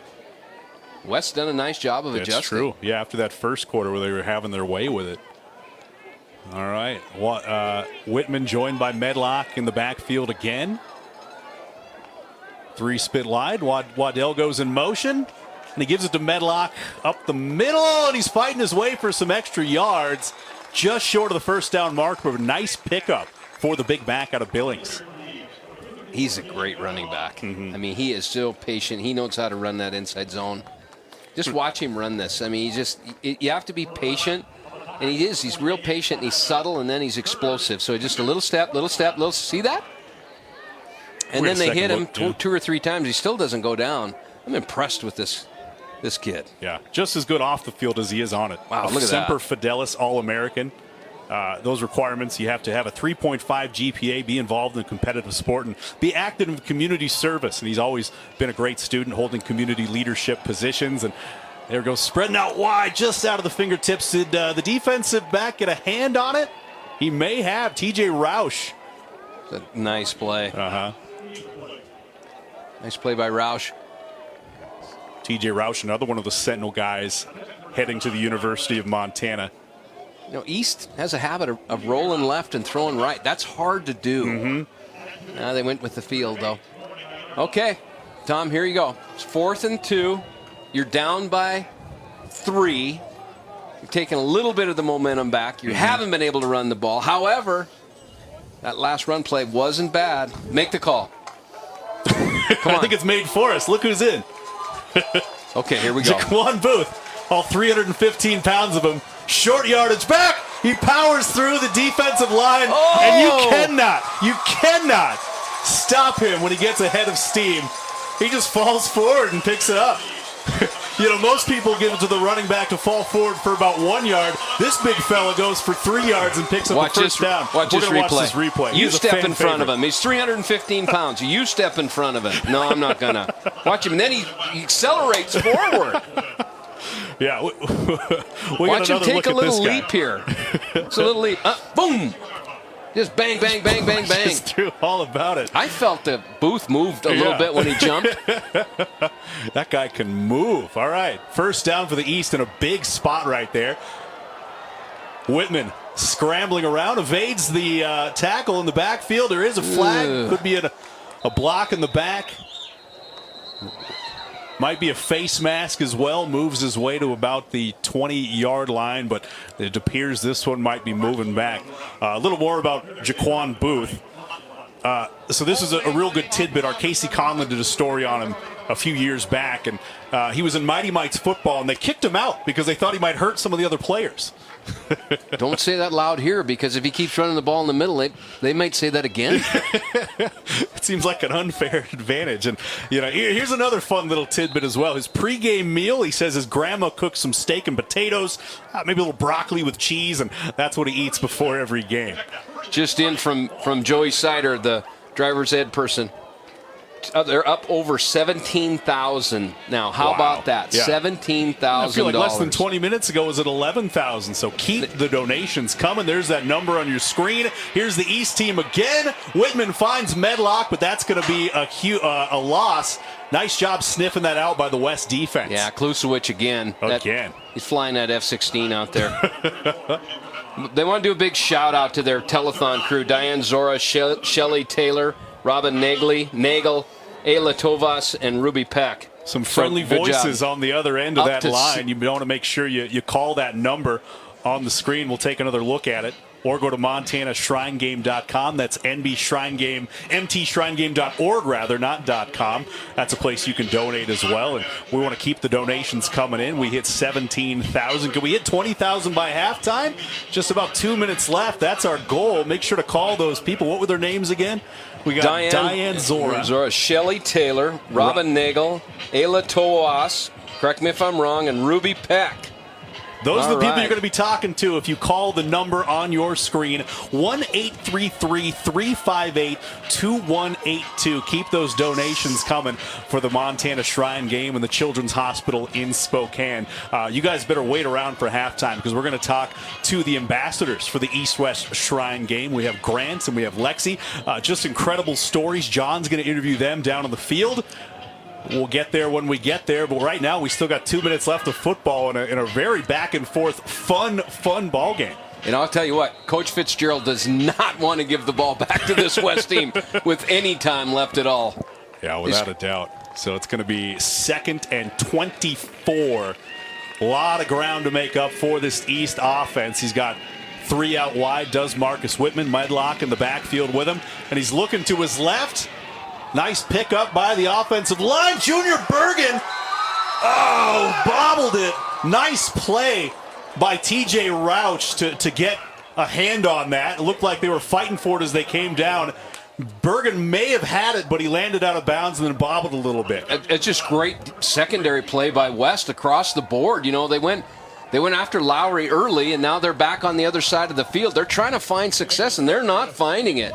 So excellent job by West secondary for sure. Look at that. High point the ball. That's what you're taught. Just a jump ball. Now Bergen can make those plays, but Roush just a little bit taller than him, and I think that won out. Yeah, Roush just fought the ball out of his hands. I mean, that was a tie. Mm-hmm. So big 3rd and long. Big 3rd and long. 3rd and 24 again. 2:12. You want a little time off the clock. Ball on the 40-yard line. Whitman back there again. He's got his favorite targets spread out wide. Evades the pressure, rolling to his left, finds a seam. Yeah, big pickup, big hit out of bounds, and there's another flag. Yeah. That is certainly going to be another personal foul, late hit. That is not a smart play. No. And that's the right call by the official, too. They can feel the game themselves, and they're saying, hey, that's all fine to give the business a little bit, but it's a little too much. So, and they're talking to him on the field. I can guarantee you the officials are saying, all right, you guys, you settle down a little bit here. Yeah, we might get an unsportsmanlike as well, it sounds like, and there it is.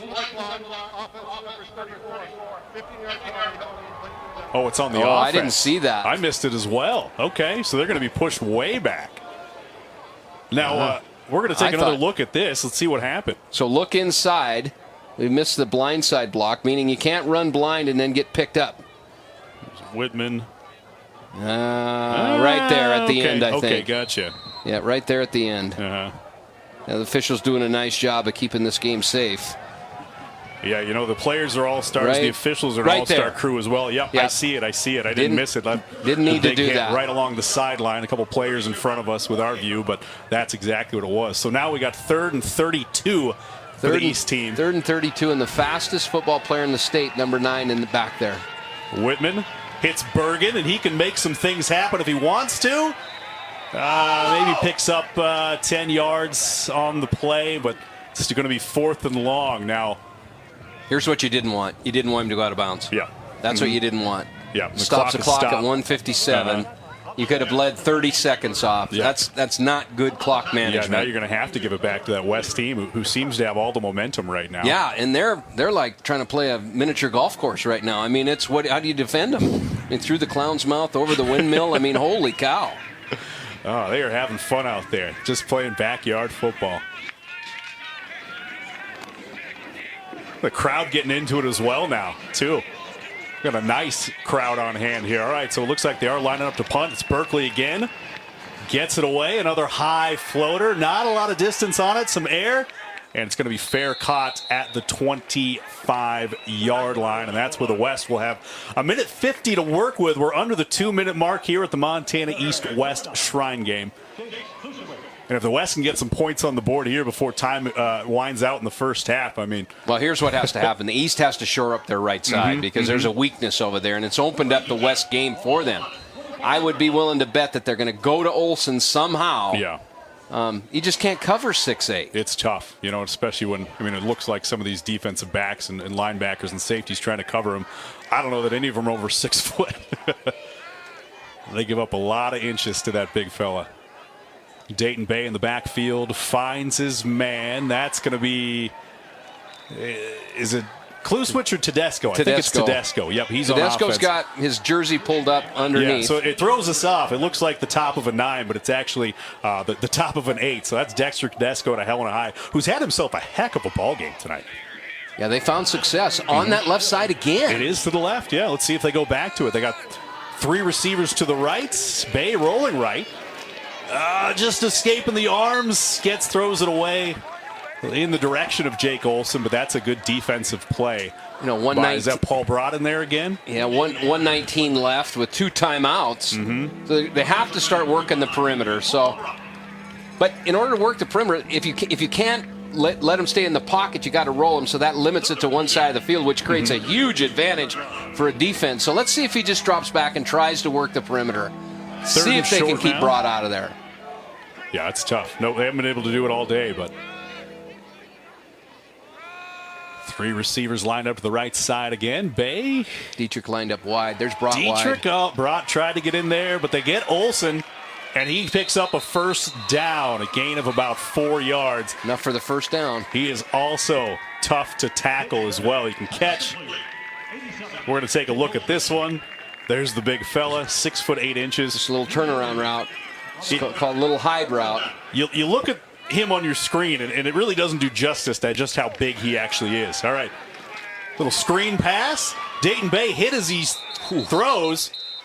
But Gunnar Smith out of Eureka, also a 3-time state wrestling champion, picks up a number of yards. That's going to make it 2nd and 6. And did he get out of bounds? He sure did. I'll tell you what, Jace Thompson brought everything he had from Fort Benton on that shot. If we could see a replay of that, these guys are playing lights out. They're going straight to it. Jace Thompson of Fort Benton, what a hit. Northern C champion. Pole vault champion is Jace Thompson as well. All right, 2nd and 4 for the West. There's Dayton Bay, and who's in there? Kellen Dietrich bats the football down at the line of scrimmage. He's got those big mitts. He put one on, knocked that ball out of the air. Yeah, they wanted Olson again. Olson getting up a little bit slow. He took a shot. There you see him kind of walking off the field slowly. We'll keep an eye on that for sure as he walks off the field. We're going to take another look. He probably has to get rid of this ball a little bit quicker. Yeah, I think so. He kind of telegraphed that one a little bit. You see him sandwich him? He got sandwiched and that wind knocked out of him. Kellen Dietrich, one of the top recruits in the entire state, had all kinds of offers before committing to Montana, Washington State, Nevada Air Force. All right, here's Dayton Bay, and he finds Cole Truman out of Dillon. You see West handle that speed by the East just by the little screen play, little quick outs. They're lining Dietrich up out wide, too. Yeah, and he's pretty disruptive, it seems like, so far. He's getting his hands all over the place. Boy, there are some football players on this field. Oh, without a doubt. I remember watching Dietrich play basketball, and he was pretty lean, and then I saw him a couple weeks later, and he put on about 20 pounds of muscle. Just a monster. Going to be a good addition for the Grizz. There he is, rushing the passer again. Dayton Bay, though, looks for Olson, but nice defensive play from James Oakes out of Laurel. I don't know if Olson's quite back yet. He took that sandwich shot. He's not the same 6'8" guy that scored 8 points in the first quarter. It looked like a little bit of a grimace as he came up, too. He kind of threw his head back like that might have hurt him. He gets brought down, unnatural bend of the leg, but he does get up, and he is still on the field. 20 seconds left. They're going to air this ball out now. 23 seconds. 2nd and 10 for the West team. That's exactly what he does. It's Bay to Truman again. He gets out of... No, they marked him inbounds. West's going to have to call timeout. Knee hit the ground before he hit the out-of-bounds mark, so West is going to have to call a timeout with 12 seconds left with a 15-12 lead in your Montana East-West Shrine game. 3rd and 1 to go. Yeah, basically you have 2 plays to go. You have 1 timeout, 3rd and short. Where's Olson and how healthy is he? They want to get the first down. And then their speed guys, so Tedesco. And then looking to the left side. I wouldn't be surprised if they run a vertical route off their left side with Tedesco. They've had success with it, but they have to protect him. That's the problem. They can't protect him in the pocket, so they got to roll him. Yeah. Absolutely. Yeah, that's sort of been the answer to that tough defensive line of the East team for the West is rolling out a lot of motion. Be interesting which quarterback they decide to use, too, because this Day's got a little bit of a slow release. Mm-hmm. And they're going to leave Day in. They're going to go to their left. And where's Dietrich? 3 receivers split to the left. It doesn't look like Dietrich's Brock's on the field Brock's at the on the right. Yeah. Broad on the right. 12 seconds left before halftime in the Montana East-West Shrine game. West trying to put some points on the board before we go to the locker rooms. They already lead 15-12. There's Bay, and he finds Truman again. Can he get out of bounds? He stays in bounds. They'll use yet another timeout. They have to. That'll stop the clock with 7 seconds left. Oh, they're going to clock it, rather. Okay, they got to stop the clock to move the chains. They're going to hold on to that timeout. And the clock is moving. All right, Bay clocks the football. I don't know. Wouldn't they use that timeout? I don't know if that was the smartest move. Left. They had 1 timeout left. They had 7 seconds left. He could have gone out of bounds, it looks like, if he wanted to. Absolutely. But, That's not very good game management. So now they use their last timeout, and they have 2 seconds left. So, bad combination of and in a 1 week to practice, you might not have the communication that you'd have, but from the coach's perspective, that should have been called the timeout right away. Yeah, absolutely. Yeah, a lot of time off for a lot of these players. They haven't suited up in a football uniform since the fall. And as we mentioned, also these 15-minute quarters, not used to it. So these final 3 minutes of the half entering the twilight zone for some of these substitution. teams. Illegal substitution it is. 12 men on the field, so that's a penalty on the West team. That'll push them back, and they'll basically have time for 1 shot if they're willing to take it. 2nd and 15 from the 44-yard line. Dayton Bay. This is why they pay rush ends millions of dollars in the NFL. Millions. Got 4 receivers to his right in a bunch formation. It's going to be a Hail Mary likely. They're going to look end zone. Well, he's going to his left. There's one guy over there, and it's going to be picked off after the tip. East with a head of steam. That is Brady Lang from Bozeman, one of the alternates. What a play on defense. Getting some action in here. Yeah, he's one of 2 Bozeman twins who were just called up last week as alternates, and he makes a big play to end the half. We're going to take a look at this one. Bay looking to the left. There were 4 receivers to his right. It's going to be tipped. Nice play by the defense. Brady Lang comes down with it. Had to make it to the end zone to make it worth it, but nonetheless, I mean, good defensive stop. And they pick up a little bit of momentum. Does the East team entering the locker room 15-12. East down, but they have a little bit of momentum. We are going to have John Miller down on the sidelines. Boy, what a half, Tom. What a half. What a half East, of football. First quarter, West second quarter, and just about everything. Onside kicks, fake punts, and you pick something. I mean, and they're giving each other the business. All right, we got John Miller down on the sideline with the head coach of the East team, Coach Fitzpatrick. John, what do you got? Thanks, Tom. I'm with Coach John Fitzgerald of the East. Coach, down by 3. What did you see from your team in the first half? It's a tale of 2 quarters, obviously. Made some good plays in that first half. The defense playing real well. That fake punt came back to bite us a little bit. And then we got a little careless with the ball on a swing pass there, and those things happen. We're in the game. We just got to make a few adjustments offensively, and on the defensive side of the ball, continue to work hard. So. And then, Coach, you're obviously a big part of Red Lodge, head coach, in the schools. What do you have to say, the fire's going on right now. What do you have to say to the community of Red Lodge? The community of Red Lodge is the greatest place in this state. And we got a great group of people up there working their tails off to protect our town and the surrounding communities and those homes there as well. So very happy and proud of what they're doing down there. So thanks so much, Coach. Good luck in the second half. Tom, we'll send it back to you. Hey, John, thank you much. The East team gets a big defensive play to end the half, but they trail the West 15-12. Like you said, Greg, what a game so far in this Montana East-West Shrine game. We're going to take a quick break. We'll be right back with some halftime festivities.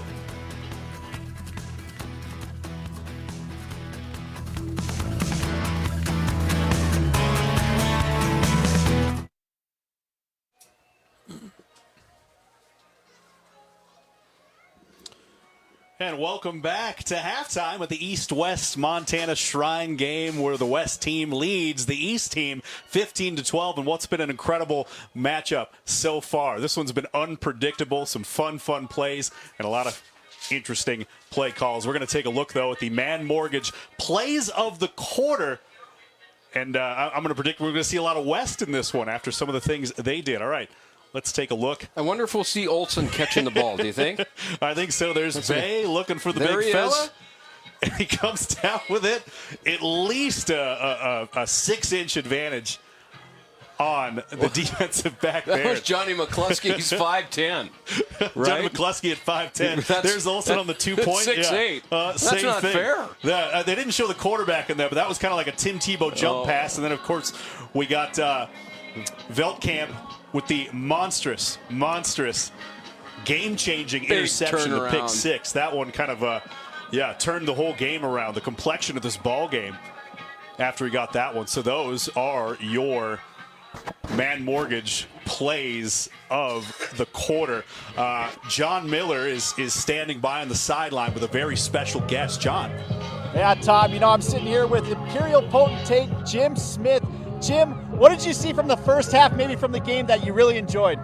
Well, John, there was a lot of action. It seemed like it started out strong with the East at first, and that kind of surprised us because at the banquet, the West was all fired up, but the East started out really strong.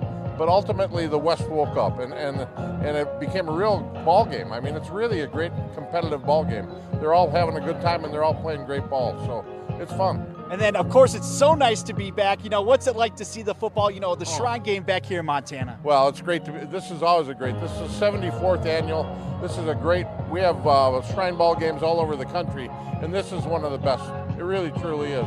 And look at this weather. I mean, we couldn't have ordered better weather tonight, so it's all good. And how great is it to see all these people back? It's really wonderful. So, speaking of how great it is, to have football back, but how great is it that the Shrine Foundation helps, numerous kids and their families everywhere?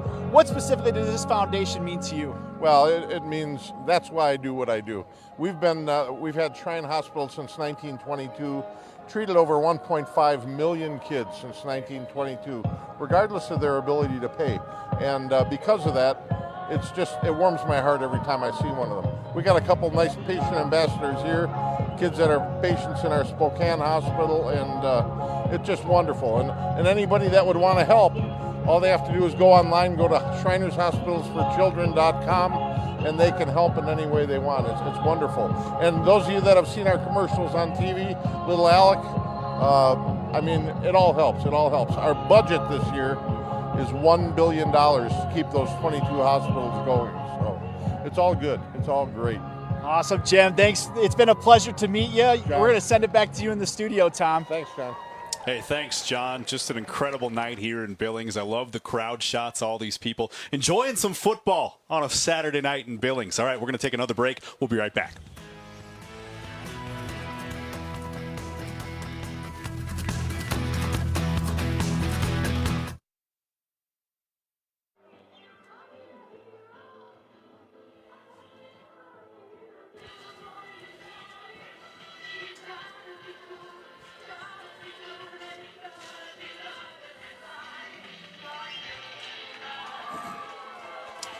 Welcome back to halftime at the Montana East-West Shrine game. The West team leads 15-12. Now is my favorite part of any Shrine game contest, the chance that we get to interview and chat with and share some of the stories of the patient ambassadors. And this year, because we didn't have a game last year, we have two of them, and John Miller is standing by with both of them. John?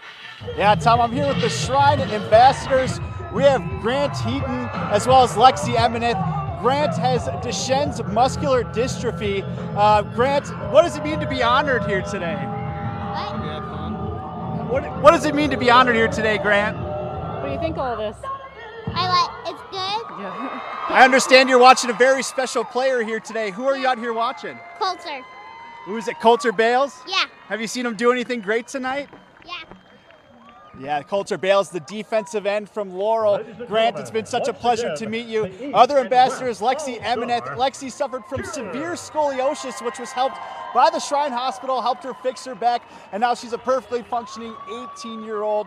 Lexi, what does it mean to you to be honored? It's really awesome. Yeah. What did you see from the game so far? Both teams are very good. Both teams are playing a great game. I'm excited to see who wins. And then the Shrine Hospital's got you up and running. What's next for your life now? You just graduated high school. I'm hoping to go to MSU and just get my general studies done and go from there. Awesome. Thank you so much, all of you, and thank you for coming. We appreciate it. And what a great cause. Tom, we're going to send it back to you. Yeah, just an absolutely incredible showcase. Both those Shrine ambassadors, really cool stories. You can check out more if you go to the Montana East-West Shrine Game webpage. We have some stories on our website, montanasports.com as well. Thank you, John. We'll be right back with more from halftime at the Montana East-West Shrine Game.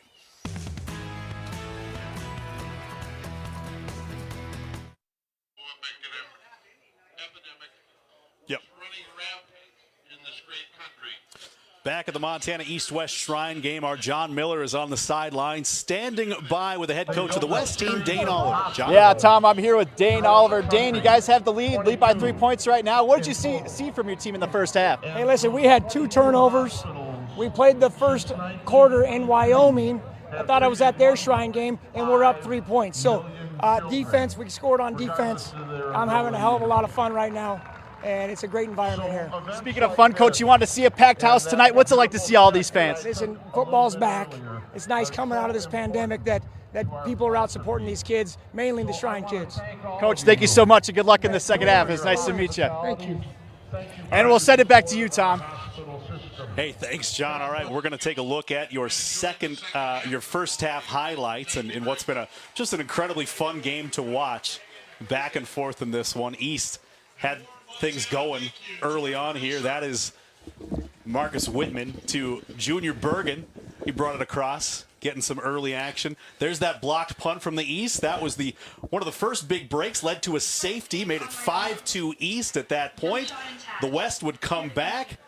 Well, this is after, there's the West punching the ball, or the East punching the ball in. Here's the West. They go to their big fella, Jake Olson, for the first score for the West team. That cut the lead to 12-8 rather, and then here's that 2-point conversion. The 6'8" guy just high points the ball. No one can bring that one down when he's reaching up with his big mitts to grab it. The East defense there looking a little dejected on the sidelines, but they had a big play to end the half.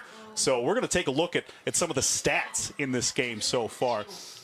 Rushing yards favor the West so far. It hasn't been a lot of offense. It's kind of been a defensive battle so far, and it looks like the stats kind of reflect that, Greg. 52-45 when passing. West has the edge behind Dayton Bay. 79-34, 131 total yards. What do you make of the game so far? You know, for the most part, these guys are playing lights out.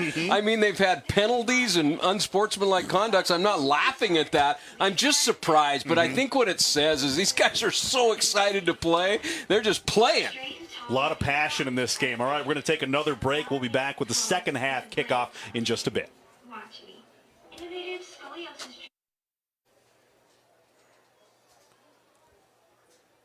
And we are back at the 74th Montana East-West Shrine Game here at Dallas Stadium in Billings, Montana. The East dominated the first quarter. The West dominated the second quarter. We had a halftime. The East gets the ball to start the third quarter. What do you expect? What can you expect after a wild game so far, Greg? 5 turnovers in the first half. 5 turnovers. 2 onside kicks. They go onside here. I wouldn't be surprised. Yeah, Who knows what Dane Oliver's thinking? You better be ready for it. And the kick is off. It's low. It finds Jamin Medlock for the East team, and that's where they will take over at the 44-yard line. And the second half is underway. A couple first half stats we do want to mention.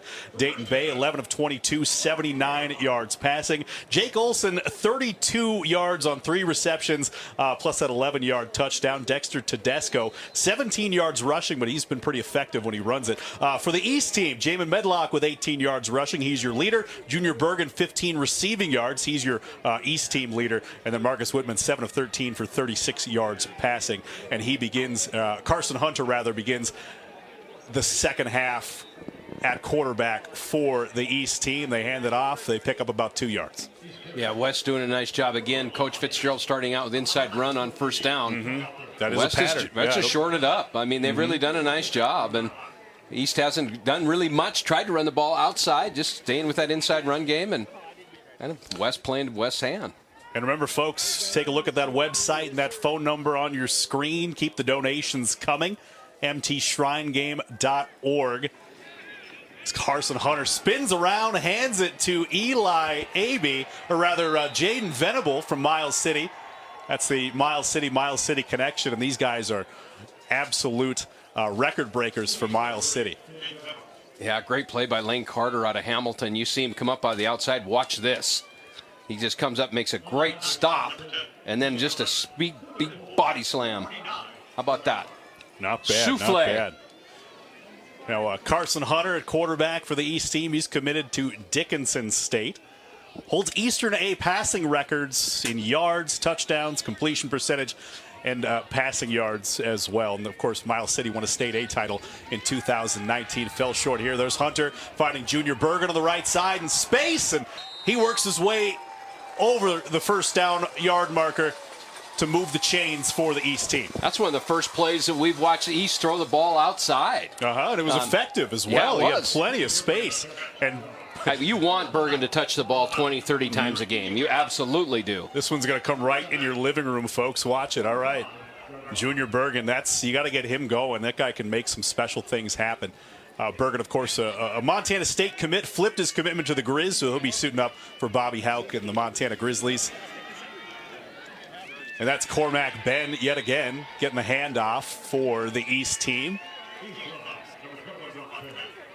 West shoring up that defense, Tom. I mean, they're stopping the run, getting them in second and longs, forcing the East to say, hey, if you're gonna beat us, you're gonna have to beat us in the air. And scratch that. That was Brock Ping on the rush. Future, he's heading to Chadron State. I do remember a really good running back out of Chadron State by the name of Danny Woodhead. So we played Chadron when I was in college in Helena. We left on a Tuesday. I think we got to Chadron on a Friday and to get back till the next week. How'd the game end up? They beat us. Talented small school program out in the Midwest. There's Hunter. He's looking deep, avoiding the pressure. Pocket collapsing, but he squirts his way up for about a 4-yard gain. That's going to be bring up 3rd and 5 for the East team. Nice way to make something happen out of nothing for Carson Hunter. Shows a little strength there in his legs. You see him drive forward. You know, these guys work out, and they work out hard. You know, they're strong. They're getting ready to go to college and doing their thing, and good balance. See him gets hit, get pushed down. He just keeps going, keeps driving and driving and driving. Now, Carson Hunter and Jaden Venable pulling a little bit of double duty this week. Not only are they playing football in the Montana East-West Shrine game, they played a doubleheader on the baseball field earlier this week as well, so a full plate for those guys. And there it is, the shovel pass on the inside. Nice fake handoff, and that will be close to a first down marker. You see Brock Ping's speed? Yeah, Brock Ping can he run. hit fast. Brock Ping can run.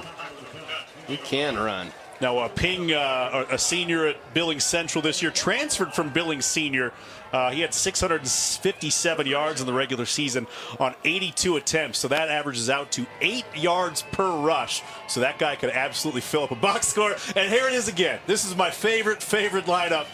Jaquan Booth. But this time, the West defense will stop him. They stack the box, and the big fella can't get the first down. So that's a turnover on downs. The West team will take over.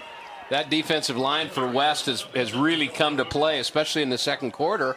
That's the first time that they've been able to hold him back. Watch go to the Conlins replay. They pull up the line of here, scrimmage. Look at the line of scrimmage. He has nowhere to go, and then they sneak around behind him. They might have brought guys from the sidelines to get him down. All right, so the West has the ball now with 11 minutes to go in the third quarter.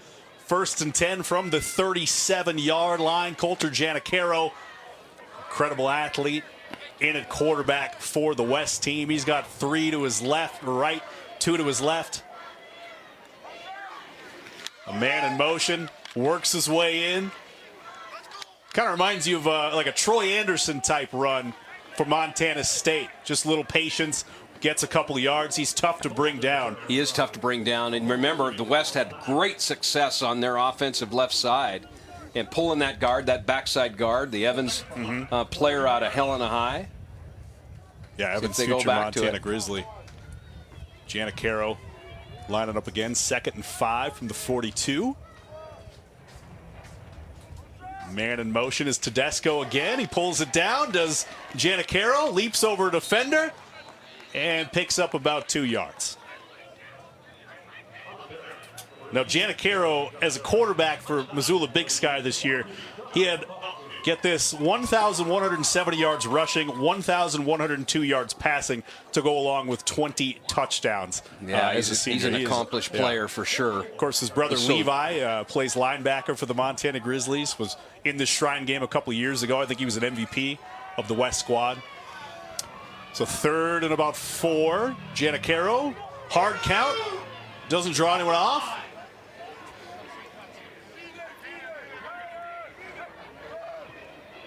I see Dietrich on the left side for the East. And over the middle, and he finds who else? Jake Olson. He didn't need his size for that one. He just hauled that in between about 3 defenders. It depends on if he was down before he took the ball. Interesting. The East is looking like a couple people are... I wonder if we can take another look at this one. We are going to take another look at this one. You know, it's interesting. He didn't catch us up high. He caught it low. But there were about 4 defenders in his vicinity there, I think. Wow. There were 4. Hauls it in. Okay, the little bit of hand fighting afterwards, but he was definitely down before he may have lost possession of it. But that is just an incredible catch. That's his 4th catch of the ball game for Jake Olson, and that puts the West team in business. Here's Colter Giannacaro, and he can do this. He can do it, and he can do it well, too. Working his way through that defense, leaps the defender as well, and he will shoot forward for about an 8-yard gain, 9-yard gain. That brings up 2nd and 1. Again, we said it time and time again. Look at him work to his left. They have found success to their left. He just pops it out there, and away they go. So East needs to shore up their defensive right side. Giannacaro orchestrating a real good drive for the West team so far. Evades the defense, gets through it, picks up a 1st down. That'll move the chains for the West team. And Colter Giannacaro, what more can you say about this guy? You'll see Brooks Talbot, the linebacker, come from his inside position. He chases it down. Someone has to stay there, and there hasn't been anybody there. Had he not been there, he'd have broke that for a touchdown. Without a doubt. And speaking of touchdowns, Giannacaro, in one game, he had 8 touchdowns in a game this season. Tied the all-class record. And they get Booth to jump off sides with the hard count. Or rather, Ethan DeRouche for Great Falls High. A little movement up front, so that'll push the chains forward 5 yards for the West team. And 1st and 5 from the 25-yard line now, and the West is moving the ball well. A little slower-paced game this half, huh? A little bit after the back-and-forth seesaw events that we saw in the first quarter. We are about halfway through the 3rd quarter here. Of course, remember 15-minute quarters, so it's a lot longer than these folks are used to, but just past the 8-minute mark. And they're killing clock with a 3-point lead, are the West team. Giannacaro, and he'll do that to you because he can put the ball on the ground, and he is loose. Finally brought down, but not before picking up a 1st down. Colter Giannacaro just having all kinds of success doing whatever he wants out there. He's like a running back that's playing quarterback, right? That's how they play him. But you watch him delay again. This inside zone, I said it about several backs, just delay just a little second and then turn it back up inside, and there you go. We're going to take another look at this one. You see strong, too. Very, very, very strong. It's through. Now, Giannacaro actually committed to the University of Montana as a running back, so we might be seeing these types of plays in the future in the maroon and silver. 2 Giannacaros at the Grizz. Yeah, what a legacy for those guys. 2nd and 9 for the West team as they look to build on their 3-point lead. The 7-minute mark of the 3rd quarter here at the 74th Montana East-West Shrine game. Giannacaro lining up with 4 receivers out wide. A man goes in motion, and he pitches it to him. That is Eli Abey, future Montana State Bobcat, but he will be brought down in the backfield. Tackle for loss of about 7 yards, I'd say. So that brings up 3rd and 17. Nothing doing there. Nice play by Demonovich. Billings Central. Just playing disciplined defense and just stayed at home, and away he went. Good for him. Big loss. Big loss. That's huge. That puts them in a tough spot. What do you do on 3rd and long when you're deep in the territory? I'd find Where's Jones? I wonder if he's out there. If he isn't out there.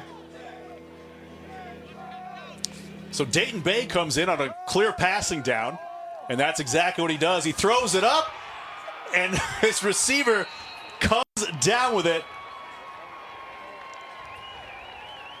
That is TJ Roush on offense. He's been playing safety most of this game. Yeah, he just turns around and catches the ball, so isn't anything really fancy. Times it, turns around, catches the ball, gets it up. TJ Roush had a number of these type of plays when we would run highlights from Missoula Sentinel. He was a jump ball expert for the Spartans, it seemed like. That's where you want your corners to keep your eyes on the quarterback so they can see the release. Sometimes they play man and they never see the ball. So 1st and 2, Janicaro back in. He hands it off to Soren Seavrud. Not going to go anywhere, though. Or rather, Donovan South. I think I'd just let Janicaro keep the ball down here, wouldn't you? I think so. At this situation, with the success he's having this drive. I'd run to my left, and I'd say, Janicaro, run to your left, and then just keep running. 2nd and 3 now, loss of 1 on the play. West team knocking at the door, looking to extend their lead. It's Janicaro with South in the backfield. And Janicaro pulls it down himself, and, well, that's what happens. Another touchdown for the West team. 3 yards for Coulter Janicaro, and that will make the West team, that'll push their lead to 21-12, Greg. You see, if we watch this replay, you're going to see where he's so damaging. 1, he's fast, but 2, he's powerful. So he gets hit, but you're not going to bring him down with 1 shot. That's the piece. So he just gets hit 1 time, and then he just carries him into the end zone. Watch this. Watch the power. Incredibly strong legs, those choppy steps, just you can't stop him. And that's a big boy on him. Oh, no doubt. You know, he just runs right through him. Another look. Here it is, right in your living room, folks. That's what I say. I mean, they must have gone through gallons of cottage cheese with that Janicaro family. All right, here's that interesting formation again. That's the one they got the 2-point conversion on with Olsen last time. They're going back to the well. Jones is he pitches it to Janicaro, who throws it. Just out of the reach of his intended receiver. That one. That was, So, can't add the point after attempt, the conversion. So, the West team with a touchdown from Coulter Janicaro continues their march in this East-West Shrine game. They lead the East team 21-0 with 21 unanswered points. 5 minutes left in this 3rd quarter. We'll be right back.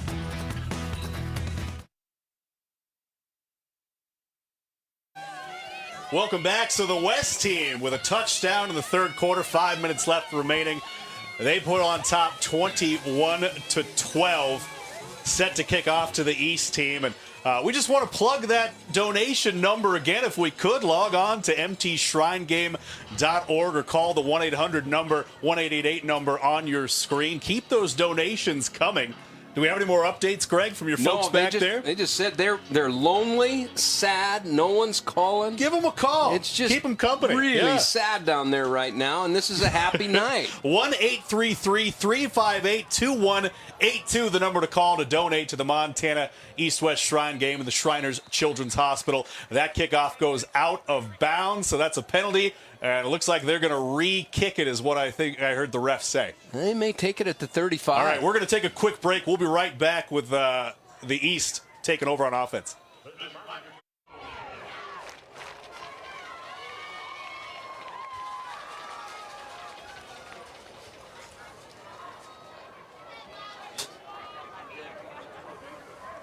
And we are back at the 74th Montana East-West Shrine game with the West team up 21-12 after a Coulter Janicaro touchdown. Missed the point after attempt, so that's where we stand. But it's been 21 unanswered points for the East team after they kind of dominated the 1st quarter. Let's see what kind of answer they have on this first 3rd quarter drive. It's Carson Hunter back again. He finds Junior Bergen on the left, but yeah, this dangerous playmaker just can't seem to get anything going. Well, the East just been real flat since the first quarter, really. Since the fireworks went on. The play that turned the game was Veldkamp's interception for a touchdown. The East had that in hand, and then, bam! Yeah, that was in West territory, too. I think it was about a 60-yard interception return. And, that absolutely just shifted the momentum to the West, and they've held on to it ever since. East has shown some flashes, but just haven't been able to put anything together and sustain any drives. There's Carson Hunter again, handed off to the running back. Right up the middle. Looks like there could have been a fumble. The West team believes they have the ball. Do the referees agree? No signal yet. Let's see what the White Hat's doing. Sorting out the issue. Okay, they're going to call third down. So East retains the ball. Must have been down before that thing popped out. West was pretty sure they had that football. Third and long again. Let's see what happens inside there. These guys are stripping balls away left and right. That's Medlock. That's close. No! Awfully close. Oh, boy, awfully I'll tell close. They might have gotten away with one there. I didn't see his knees, but they might have been on top of the tackler. That ball squirted out of there. All right. Well, nonetheless, East gets another chance to keep this drive alive on third and long. Hunter looking deep. He's incredibly accurate. He wants to be. Backyard football, but he overthrows his man. And that will bring up fourth down. There is a flag, though. We do see a flag on the field. Is it in the backfield? Okay, he's picking it up right around the line of scrimmage.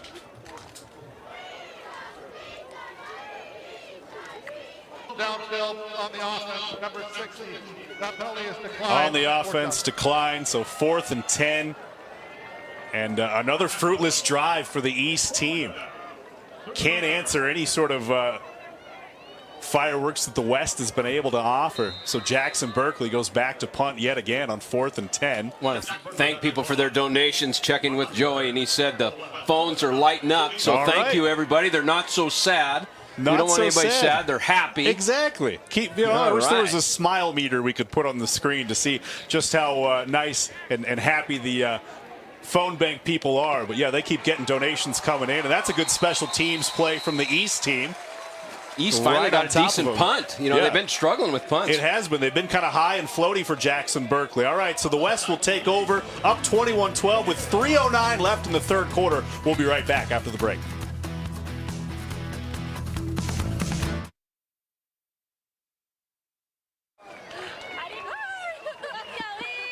And welcome back to the 74th Montana East-West Shrine game. West ball, 3:09 remaining in the third quarter. They're up 21-12, and they shut down the East offense yet again. Let's see if they can turn that into points, but they are pretty deep in their territory comparatively. Little option. West team runs it about 3 yards there on the pickups. That brings up 3rd and 7. The West has really done a nice job adjusting in this game. I mean, adjusting defensively and adjusting offensively. Yeah, I mean, how many times did we say that East defensive line was eating them up? And they've just kind of found ways to work around them. They've neutralized it by the name of John Acaro. Dayton Bay now under center. There's a flag. Looks like someone might have moved a little early. There it is, false start. False start, offense, number 75, 5-yard penalty, 2nd down. Pushing back 5, makes it 2nd and 12 for the West team.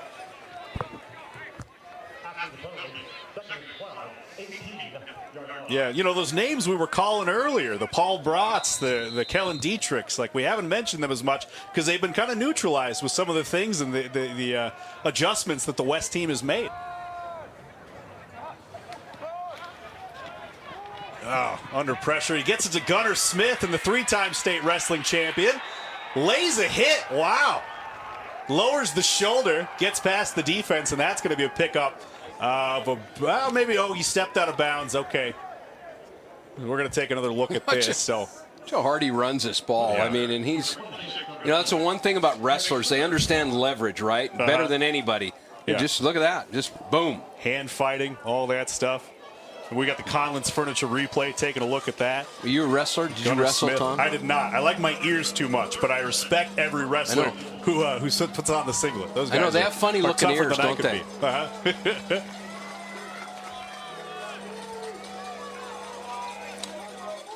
All right, so after the run from Gunnar Smith, that brings up 3rd and 6 for the West team. Dayton Bay looking to his right. He finds a man across the first down yard marker, and that's a big pickup and a big play for the West team. You know, West is finding holes in that defense right now, and you saw that just a 3-step drop and ball's gone, so neutralizing that defensive line a little bit, and they're doing a little bit more max protection. We'll take a look at quick timing routes. Number 11, that's Flint Smith out of Whitehall with the catch. He's committed to Montana Western. Now, he played in the Class B All-Star game last week, was named the South Offensive MVP, 8 receptions, 142 yards. He averaged 91 yards per game as a senior for the Whitehall Trojans. You know, it looks like Bay has settled down a little bit, too. He's getting rid of the ball quicker. Gets his rhythm in there. You know, looks for Flint again, but he's got a little bit more time to throw, too, so... You know, but he's delivering the ball a little bit quicker, and I think the game slowed down for him. So more effective at quarterback this half than he was first half. Yeah, now Dayton Bay, marks his final football game of his high school career. He's going to go to the University of Arizona. He's going to study architecture is his plan. So, you know, he would love nothing more than to go out with a bang.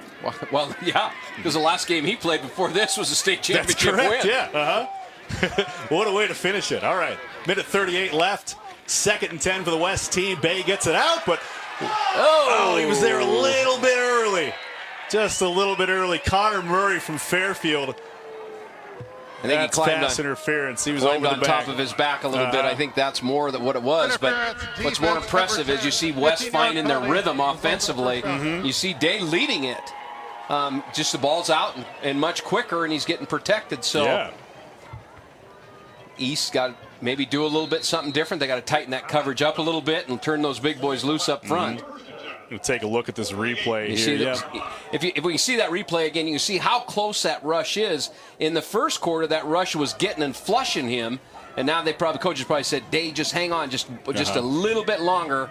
We'll protect you, and you can get rid of the ball." And that's what's going on. It's just a little bit. So and during the regular season, this guy completed 76% of his passes, so you know he's accurate if he can get a clean pocket. Looking over to the right, just out of the hands of Johnny Reeser of Dillon. Yeah, they're just going with the 90s.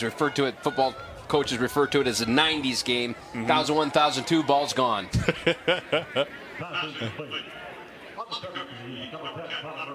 So when that's going on, the secondary's got to play a little bit tighter. That's just all there is to it. And let those big boys play. Just hold. They're probably saying hold those receivers a little bit longer.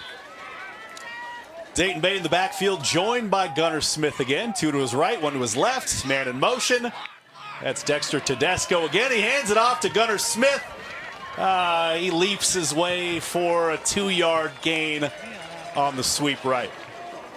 You know, East got to hold them here, Tom. If they don't, you don't want to be in a catch-up game with West, for sure. We'll take a look at the Conlon's Furniture replay here with Gunnar Smith going around the right side again. Lots of motion. Yeah, he's one of the smaller guys on the field is Gunnar Smith. An incredible wrestler, but I think he's the lightest guy at 130 pounds listed on either roster for both the East and West, but showing his toughness by taking it right into the heart of some of those big linebackers and defensive linemen for the East. 3rd and 9 for the West team. Screen pass. And it's going to be a huge, huge gain for Cormac Ben of Big Fork. That's a great play call, actually. He knew the pressure was going to come, slipped a screen right underneath it. And if you're going to come hard and fast, we're going to slide a screen underneath you, and that's exactly what he did. And this guy has really been busy the past couple weeks. So this time's up pretty well. Look at this. Cormac Ben was in the Class B All-Star game a week ago in Billings. He's been here. He scored 4 touchdowns, all 4 touchdowns for the South squad, or the West squad rather, and they won 28-20. So he's adding to his fun couple of weeks, and what a summer for this guy. They get it to Tedesco again. Does Dayton Bay?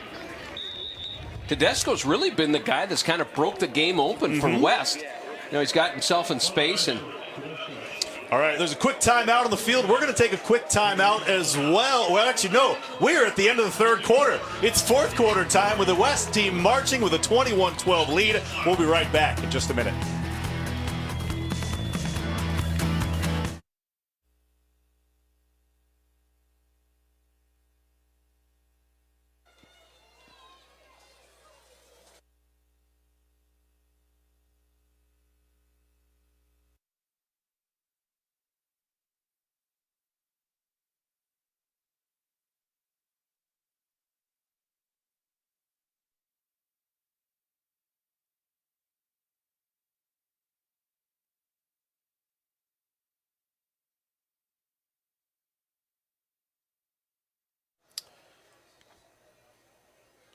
Let's take a look at the Man Mortgage plays of the quarter for the third quarter. Only one scoring drive in that one, and it comes courtesy of this man. Colter Janicaro kind of had his way for the length of the field here. And I'm going to show this one. Squeezes through the middle, tough to tackle him. He's just a hard runner, physical runner as well. Dayton Bay looking to his right. Finds TJ Rouch, the Sentinel connection. That was a play. And here's going to be your touchdown. That was a fourth down play. And then Janicaro finishes it off with a quick 3-yard plunge. And that's where we stand. 21-12, West team with the lead. What can the East team do, Greg, to try to get back in this one, especially when they're on their heels here on defense? I think they're going to have to throw the ball. And if they don't throw the ball, I don't think they can play catch-up with them. They're just, you know, West is into their rhythm now, and Day's playing much better at quarterback. He's getting the ball out, and they're able to protect him a little bit more. And so, you know, West really owns the game now. So if East doesn't do something here, it'll be a long evening for them. Long evening. All right, 15 minutes and counting remaining in this game. We're going to take a look at Gunnar Smith on the Conlon's Furniture replay, running this one again. What's interesting is West hasn't gone back to their left side other than when Janicaro was the quarterback, and they worked it hard. But that's been a weak point for the East defense, and West found that early in the second quarter and took advantage of it. All right, Dayton Bay back there with Jay Jetmore out of Red Lodge. To his left, goes in motion. Looking to the left, slant route, and it's caught by Johnny Reeser of Dillon, Montana. I do believe that's his first catch of the ball game.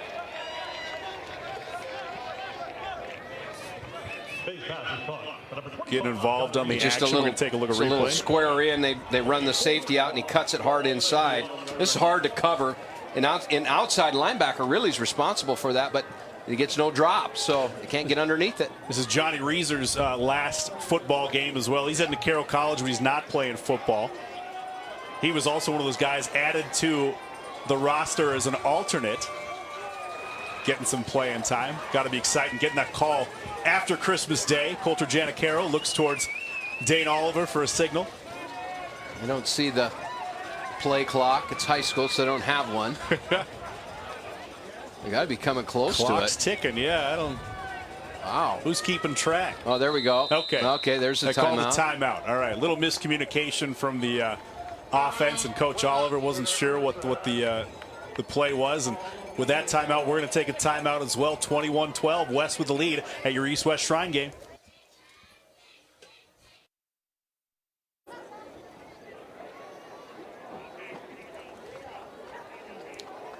Welcome back. 74th annual Montana East-West Shrine game. West with a 21-12 lead with the ball.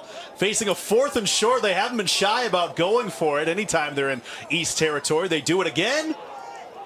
And I couldn't see where the ball ended up. West thinks they have it. East thinks they stopped him short. I watched the lineman came in up from the top, and he looked like he was setting the ball inside about the 11. No we'll see who wins in there. Yeah, as they sort out the mess. See who's. I don't think he got it. Doesn't look like it. It's East ball. That's a huge stop for the East defense with the red knocking at the door of the West team. So now the East team has to find an answer. As you said, they got to end. We're going to take a look, see if we can see where the runner ended up. That doesn't look like it. It's pretty convoluted in there. Yeah, I think the linesman on top. Yeah, it might have been a drop snap, I think. But all right. Now it's kind of put up or shut up time for the East. Like you said, they have 4 wide receivers out. They have to start getting the ball downfield in a hurry, and they have the talent to do it. They just got to start getting in a rhythm. Yeah, this West secondary is good. Oh, Junior Bergen. And it's not going to be easy sledding with this secondary. There's just no way. They're really, really good. But that's what they're going to have to do because they took the run away. Mm-hmm. It's amazing how Bergen can make a run for no gain look incredible, though. You know, making a couple people miss before he's brought down. But yeah, that West secondary is doing yeoman's work. Friend Joey Sider doing the telethon said this is their record year. Record year, folks. And people, if they can't get through, keep trying to call because they'll get to your phone. So they want to say thank you to everybody. But it's a record year, so keep donating. Everyone's doing a great job. Yeah. Thank you. Keep calling the friendly folks in that phone bank or go online and pay by a credit card, mtshrinegame.org, raising money for the Shriners Children's Hospital in Spokane, Washington, and the incredible work that they do providing medical care for the youth of the Northwest and all over the area. And the grand potentate, if that's whatever he is, or great potentate, that they serve over 1 million children since they started. That's incredible. And never charged a nickel. And it's only possible thanks to donations and fundraisers like the ones we're doing here tonight as the West team stops the East again. Nothing working for the East. That's Marcus Evans. Oh, my goodness. He's pumped about it. And I'll tell you what, West has probably the best weapon for controlling the clock. They'll put Giannichero at quarterback and just let him run the ball. Yeah. You know, and I mean, he's good 2, 3, 4 first downs. They'll run 8 minutes off with him alone. Yeah, 3 timeouts left for the East. I would certainly think those might come and play later if they try to stop the clock, but it looks like they have the East team kicking to the West team again, and low punts fielded at the 50-yard line by Jace Kluswich, and he spins around, breaks a tackle. He's one of those return guys when you're coaching on the other team, you just hold your breath because he can just do it. I mean, that kind of speed. And, but, hey, hats off to West. I mean, they have done a great job at turning this game around since the second quarter. All right, watch the spin move in the Conlon's Furniture replay again. Just what incredible body control to keep your balance on something like that and, turn nothing into something. And that's what Giannichero and a lot of these West playmakers have been doing tonight. And Jace Kluswich from Sentinel. Yeah, just a...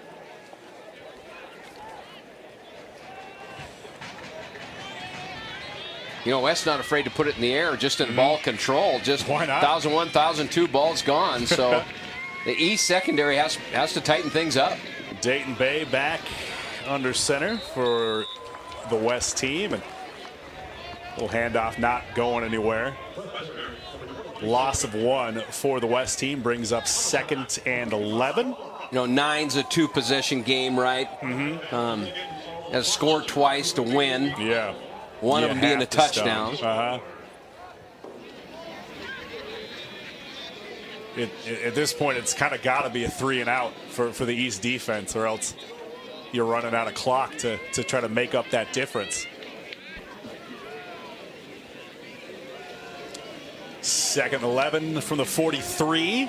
Bay looking over the middle, and he finds Cole Truman out of Dillon, and Truman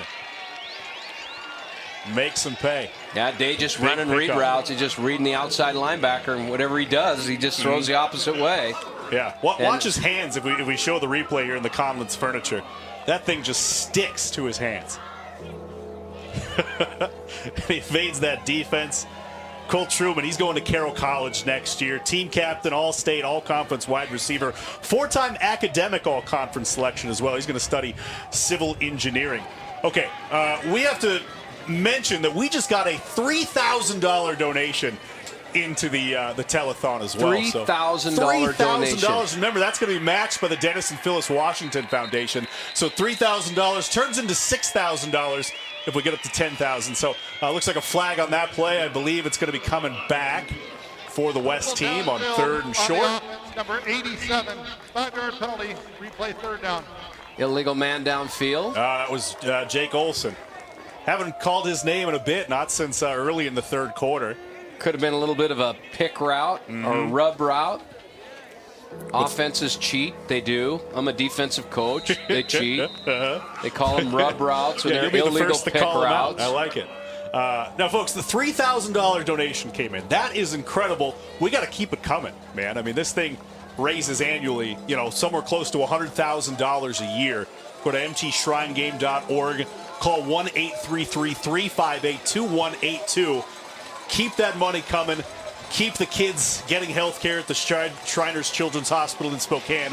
All free of charge. Not a dime spent. Just incredible. Dayton Bay pulling it down, running with it.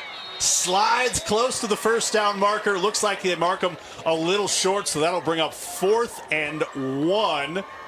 And again, West has not been shy, but 4th and 2, actually. And East stopped them last time on a 4th and short down in the red zone. Yeah.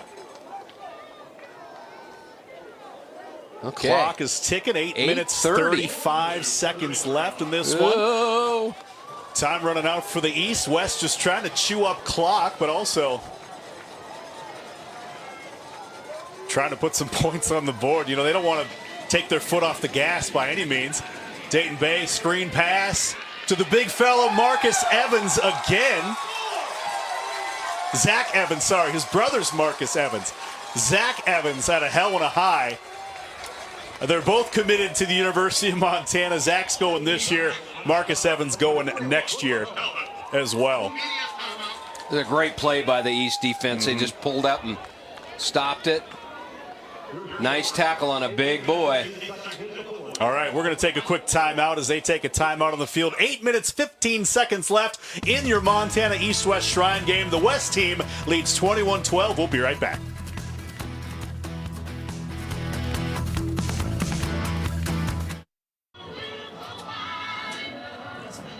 All right, we're back at the East-West Shrine game. East team takes over the ball. They are down by 9 points. They need to score. They need to score quick and then score again, but they haven't been able to do much against that West defense.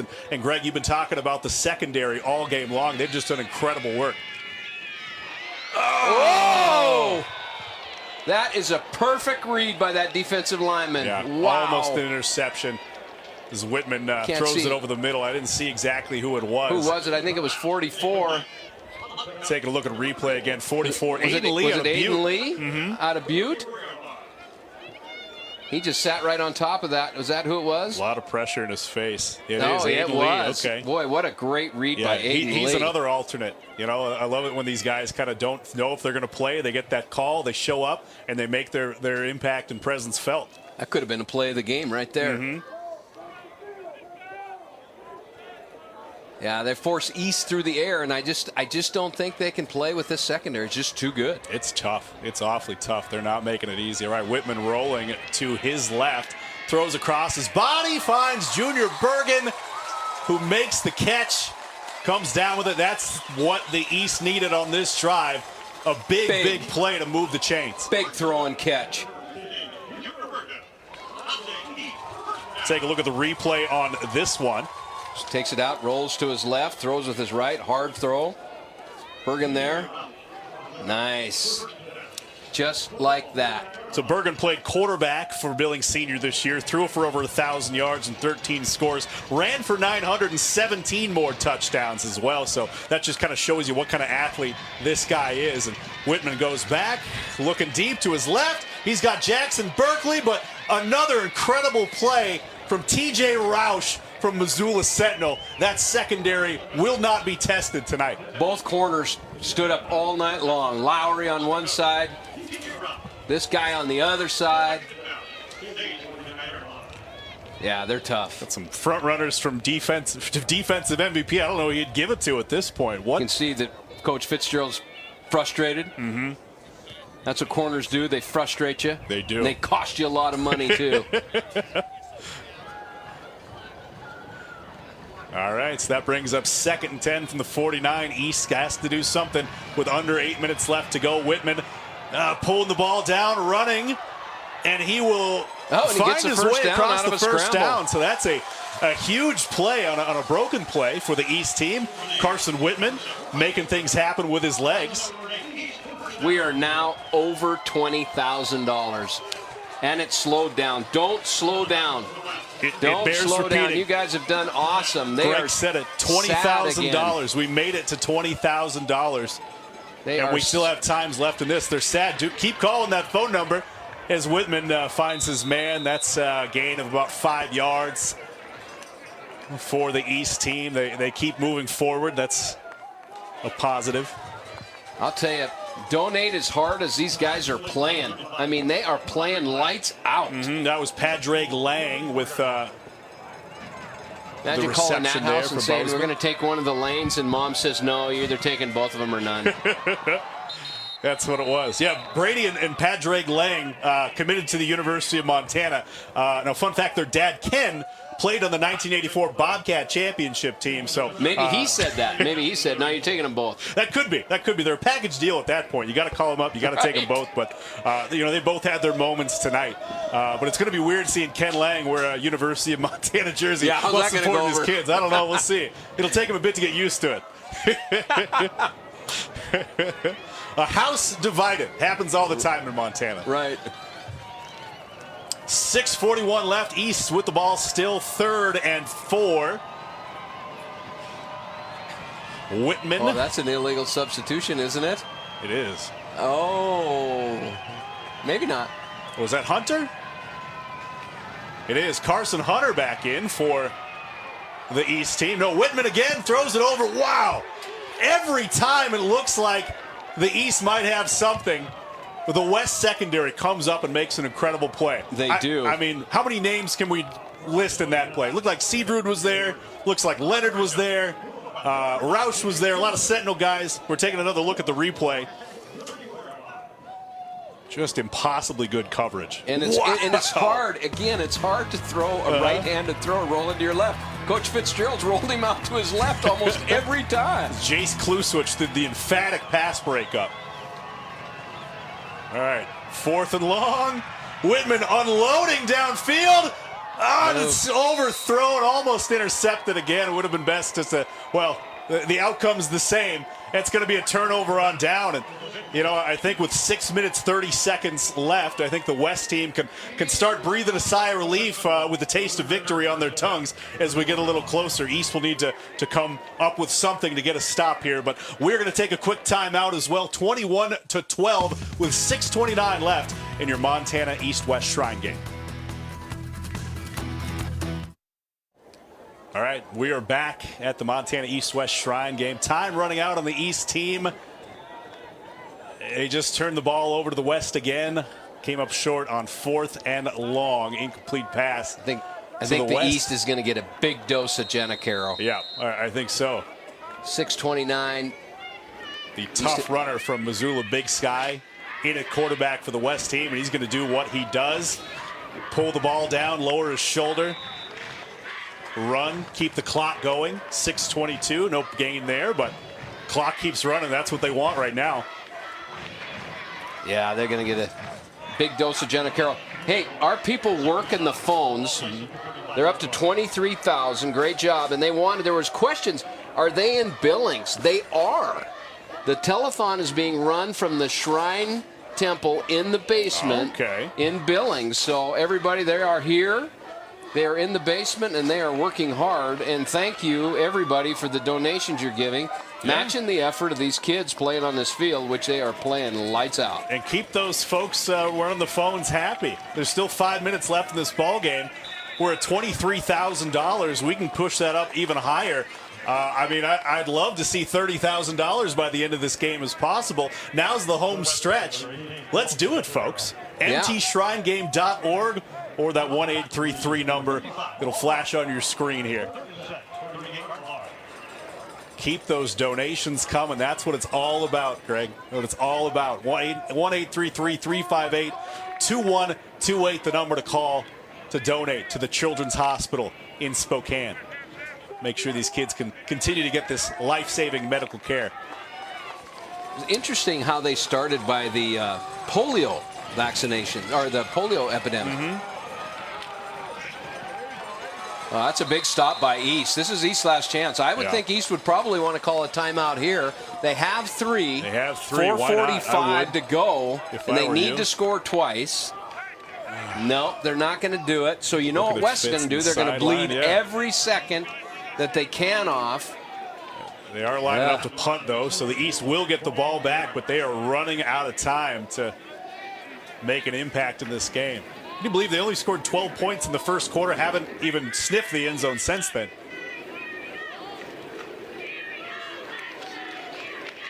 There's Tedesco. Gets it away. That's a big, big punt. They're going to down the... I think they're going to put it on the 1 yard line. Wow, that's special teams play. You want to see a replay of this. Punt. And I think the returner did the right thing. But he may have should have faked and gone somewhere else just to slow that return team up. But we're going to check the records. Watch this. The longest punt in Shrine Game history. You knew he caught a good one when that ball started to spiral. Watch this punt. Wow. So anytime you see a ball spiral off their feet, they go. You don't see it. Boy, that's a big punt. So get this. This is the 74th Montana East-West Shrine Game. That punt at 65 yards ties the longest ever. Is it paid half fast, guys? I'll say. How about... Holy cow. Who was down there? It was Kluchowicz who caught it. All right, they're getting out of the shadow of their own end zone, or the East team, but long way to go if they want to stay in this ball game. Country mile. Mm-hmm. We're from Montana. We can say that because we know what it is, a country mile. More updates coming, folks. Keep the calls and the donations going for the Shriners Children's Hospital in Spokane. 1-833-358-2182. Remember the guy running the telethon, Joey Sider, the only person to drive himself to driver's ed in Great Falls. Oh, Montana. I wonder if he was... I think he was a good driver, too.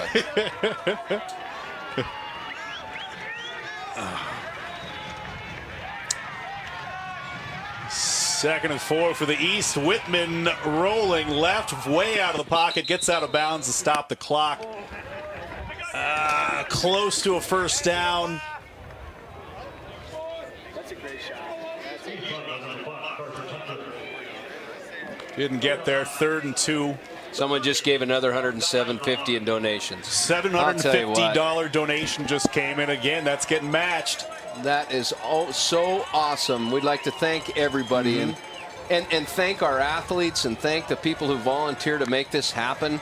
You know, Billings people came out and supported the game. Yeah, it's been just a wonderful crowd all night. They've been into all the ebbs and flows of the game. 3 minutes, 14 seconds left, 21-12. West team, East needs something. They give it to Bergen. He's going to be met in the backfield, working his way through the defense, but eventually going to be run out, picks up the first down, made something happen. You want to see how fast that is? Watch him. Oh, my gosh. I hope we get a replay of this on the Conlins Furniture. Like lightning in a bottle. Replay. That's what this guy does. You know, we said it at the beginning of the game. There's people that can change games. He's one of them, and you saw that. Watch. It's just incredible. Uh-huh. Yeah, looks like he's almost dead to rights in the backfield there. That was definitely left, not the way right, the play was designed. Go that way, maybe go this way a little bit, and then, okay, well, then I'm just going to run. Turns into a big first down. So the East with a little bit of life. 3 minutes, 2 seconds left in the ball game.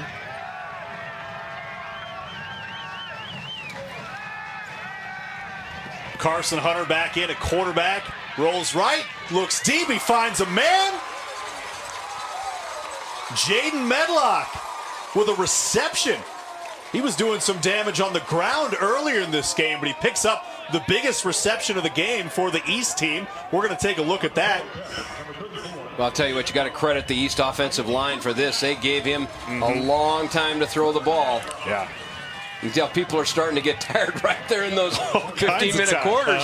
And when you go from a high school to a college game, it's a lot different. It's hard to explain, especially when it's 90 degrees. Hunter with another deep shot to Olsen. Oh, and it's pass interference to be offsetting penalties. They were there a little early. Oh, you think? Yeah, I think we have a holding call okay. down I didn't see the one in the and backfield. than a pass interference on the back, which that's the first pass interference call of the game, actually. It is, yeah. Actually, now that you mention it, I don't think there has been. So they'll replay the down. It's been a He's on the play. I wouldn't say a clean game with some of the penalty sportsmanlike, but definitely a well-officiated game, I'd say. Yeah, these guys have done a great job. And they had to take a little bit of steam out of both those teams because in the second quarter, they were mixing it up, boy. Tame it down, a little bit of shoving, a little bit of Montana loving is what was going on there. Speeches they got from their coaches at halftime. Just simmer down a little bit. Okay. So they're just going to replay the down with the offsetting penalties. 1st and 10 from the 39. Carson Hunter finds Jamin Medlock. Makes the man miss, but he's brought, well, not quite. Holy cow. Tell Arthur from Frenchtown. First time we've said his name tonight, but that was a monster play. Yeah, he just stopped that play. Just got outside and just stopped it. It was a great play by Tell. He's heading to Montana Tech in the fall. He was your Class A defensive MVP. A lot of tackles. Hunter going to the sideline, but that's going to be out of bounds. No chance at a reception there.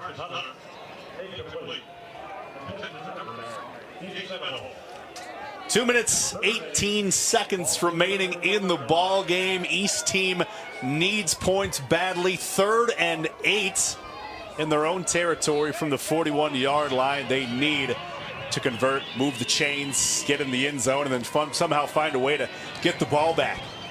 I'm sure they've got double coverage on Bergen. You'd have to. There it is. He's one that can change the game. False start. A little. 5-yard penalty. Certainly doesn't help. 2:18 to go.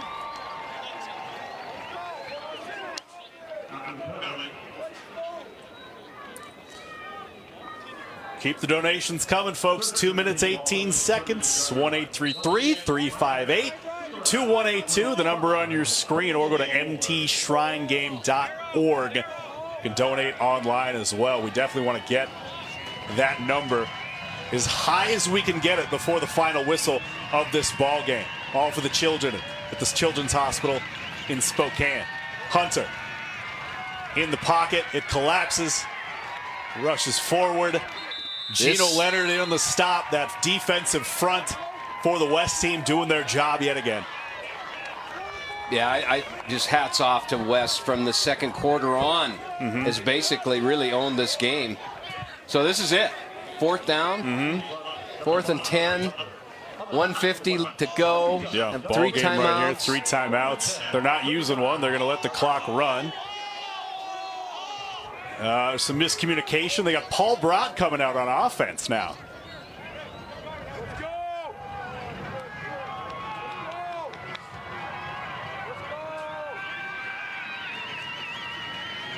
Bergen hands it off to Hunter, who finds the big tight end.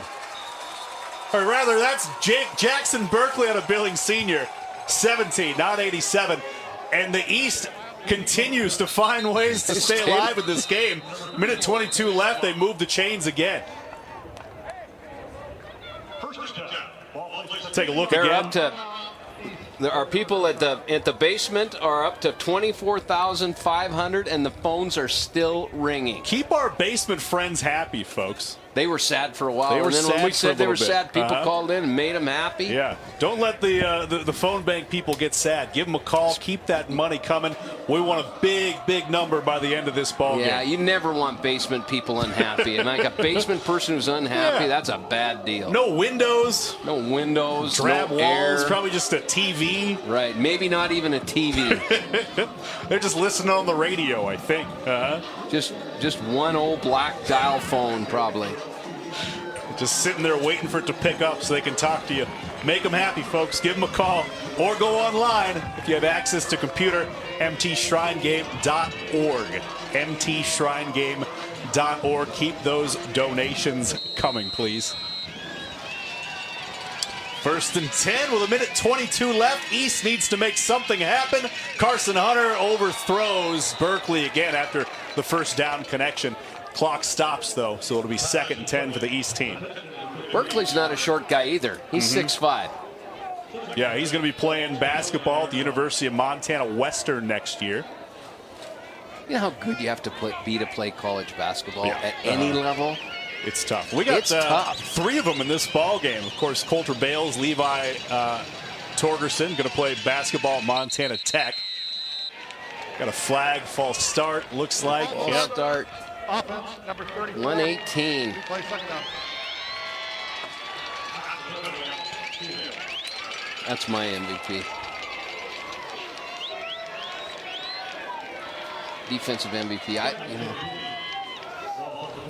Belkamp probably that pick six changed the game.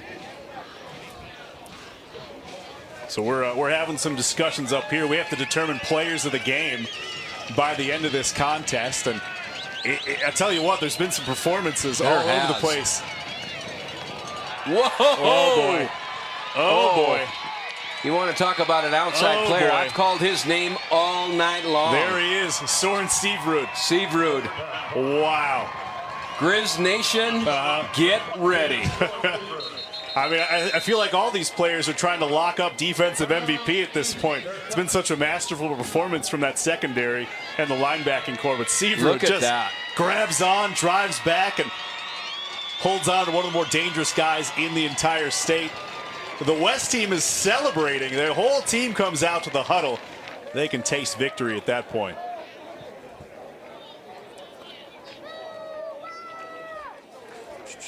I'd almost give our call people MVP too, wouldn't you? I think so. I think so. They might.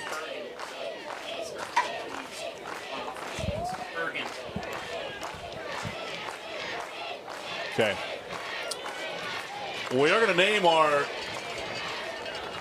MVP of the ball game, our overall MVP. We're going to hand out a number of different awards, defensive and offensive, for both the West and the East. But our overall MVP, you see it on your screen, and how could it not be? Jake Olson, with what he did to turn this game around for the West team in that second quarter.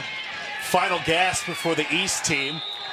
Third and long, can't get it, under a minute now, and this one's basically in the books, barring something miraculous.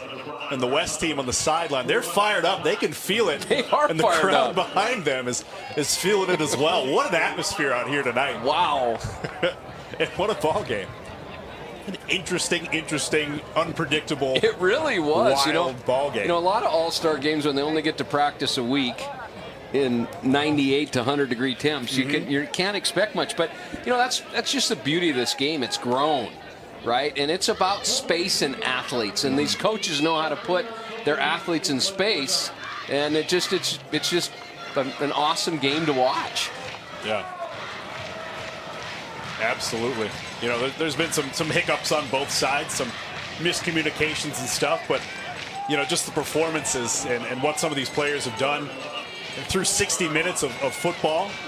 Got to tip your hats to them and everyone involved in this entire and the organization, coaches this too. game. You know, coaches as well. Coaches they leave their families at home. time. They get it to Bergen. It's their last gasp, and he is going to be brought down. That'll bring up 4th and long with under 40 seconds left. No timeouts left. No timeouts. Oh, maybe my mistake. Okay, they called one. They have 2 left, it looks like, to the East team. So, you know, our people in the basement just said, please, broadcasters, please let the viewers know how much we appreciate their donations. Thank you so much. Yeah. I think it's been absolutely outstanding. Yeah, I think that goes stadium-wide here. Just statewide. You know, everyone's been calling in from all over the place. This is one of the few events that brings the entire state together. It's something positive that everyone can get behind. Yeah, you know, it's been a tough year for everybody. I've watched a lot of Shrine games and coached in one of them, and I'm just so impressed with the how hard these athletes play. I mean, they did not leave anything on the field. They wanted to play, and they came to play. And our viewers got a great game. I think so.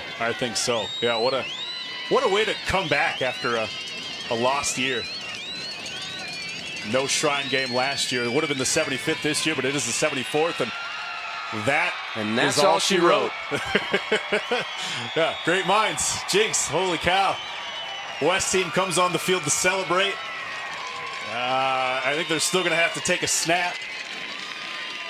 But the West team is going to hold on to a well-earned, hard-fought 21-12 win in your 74th Montana East-West Shrine game.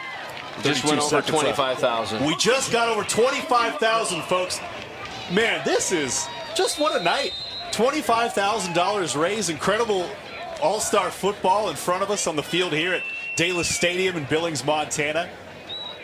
Magic in the Magic City. This is the first thing we said tonight. Magic City. That's what we're going to end with. Victory formation. You think Montana people like football? A little bit. You think a little bit. I don't know. You know, and the donations don't stop once this game is over as well. You can continue to call. All right, I hope we got a shot of that. We do a wide shot. This Coach Dane Oliver, a well-deserved Gatorade bath. How about if you're a Sentinel player in this game, you won a state championship on this field, then you won the Shrine game. Yeah, 6 you think Sentinel they like players Billings? get a chance. I think so. I think so. All right, we're going to take a quick break. That's your final score. The West team wins the 74th Montana East-West Shrine game 21-12. We'll be right back.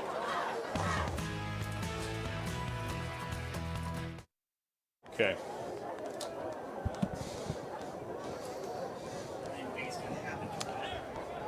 And we're back. Just wrapped up the 74th Montana East-West Shrine game. The West team celebrating on the field after a 21-12 win. You can hear them chanting. You can see the helmets in the air. And we're going to go to the Man Mortgage plays of the quarter for the final quarter of a fantastic football game.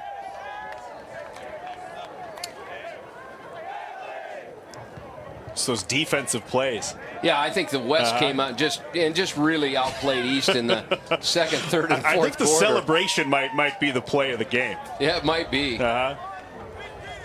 see another tackle with the East there. Jace Kluswich, that was that spin move, all right? Oh, that would have changed the game right there. Absolutely would have. There's that giant punt, went 65 yards. Ties a Shrine game record down at the 1 yard line. Not an old record. 2019, but remember, this game's been going on for 74 years. And then that huge stop from Soren Severud, which he made a case for defensive MVP. We're going to name who we think. Okay, we're going to be back to wrap up from Dallas Stadium here. There's a look at Dane Oliver addressing his team. We'll be right back after the break.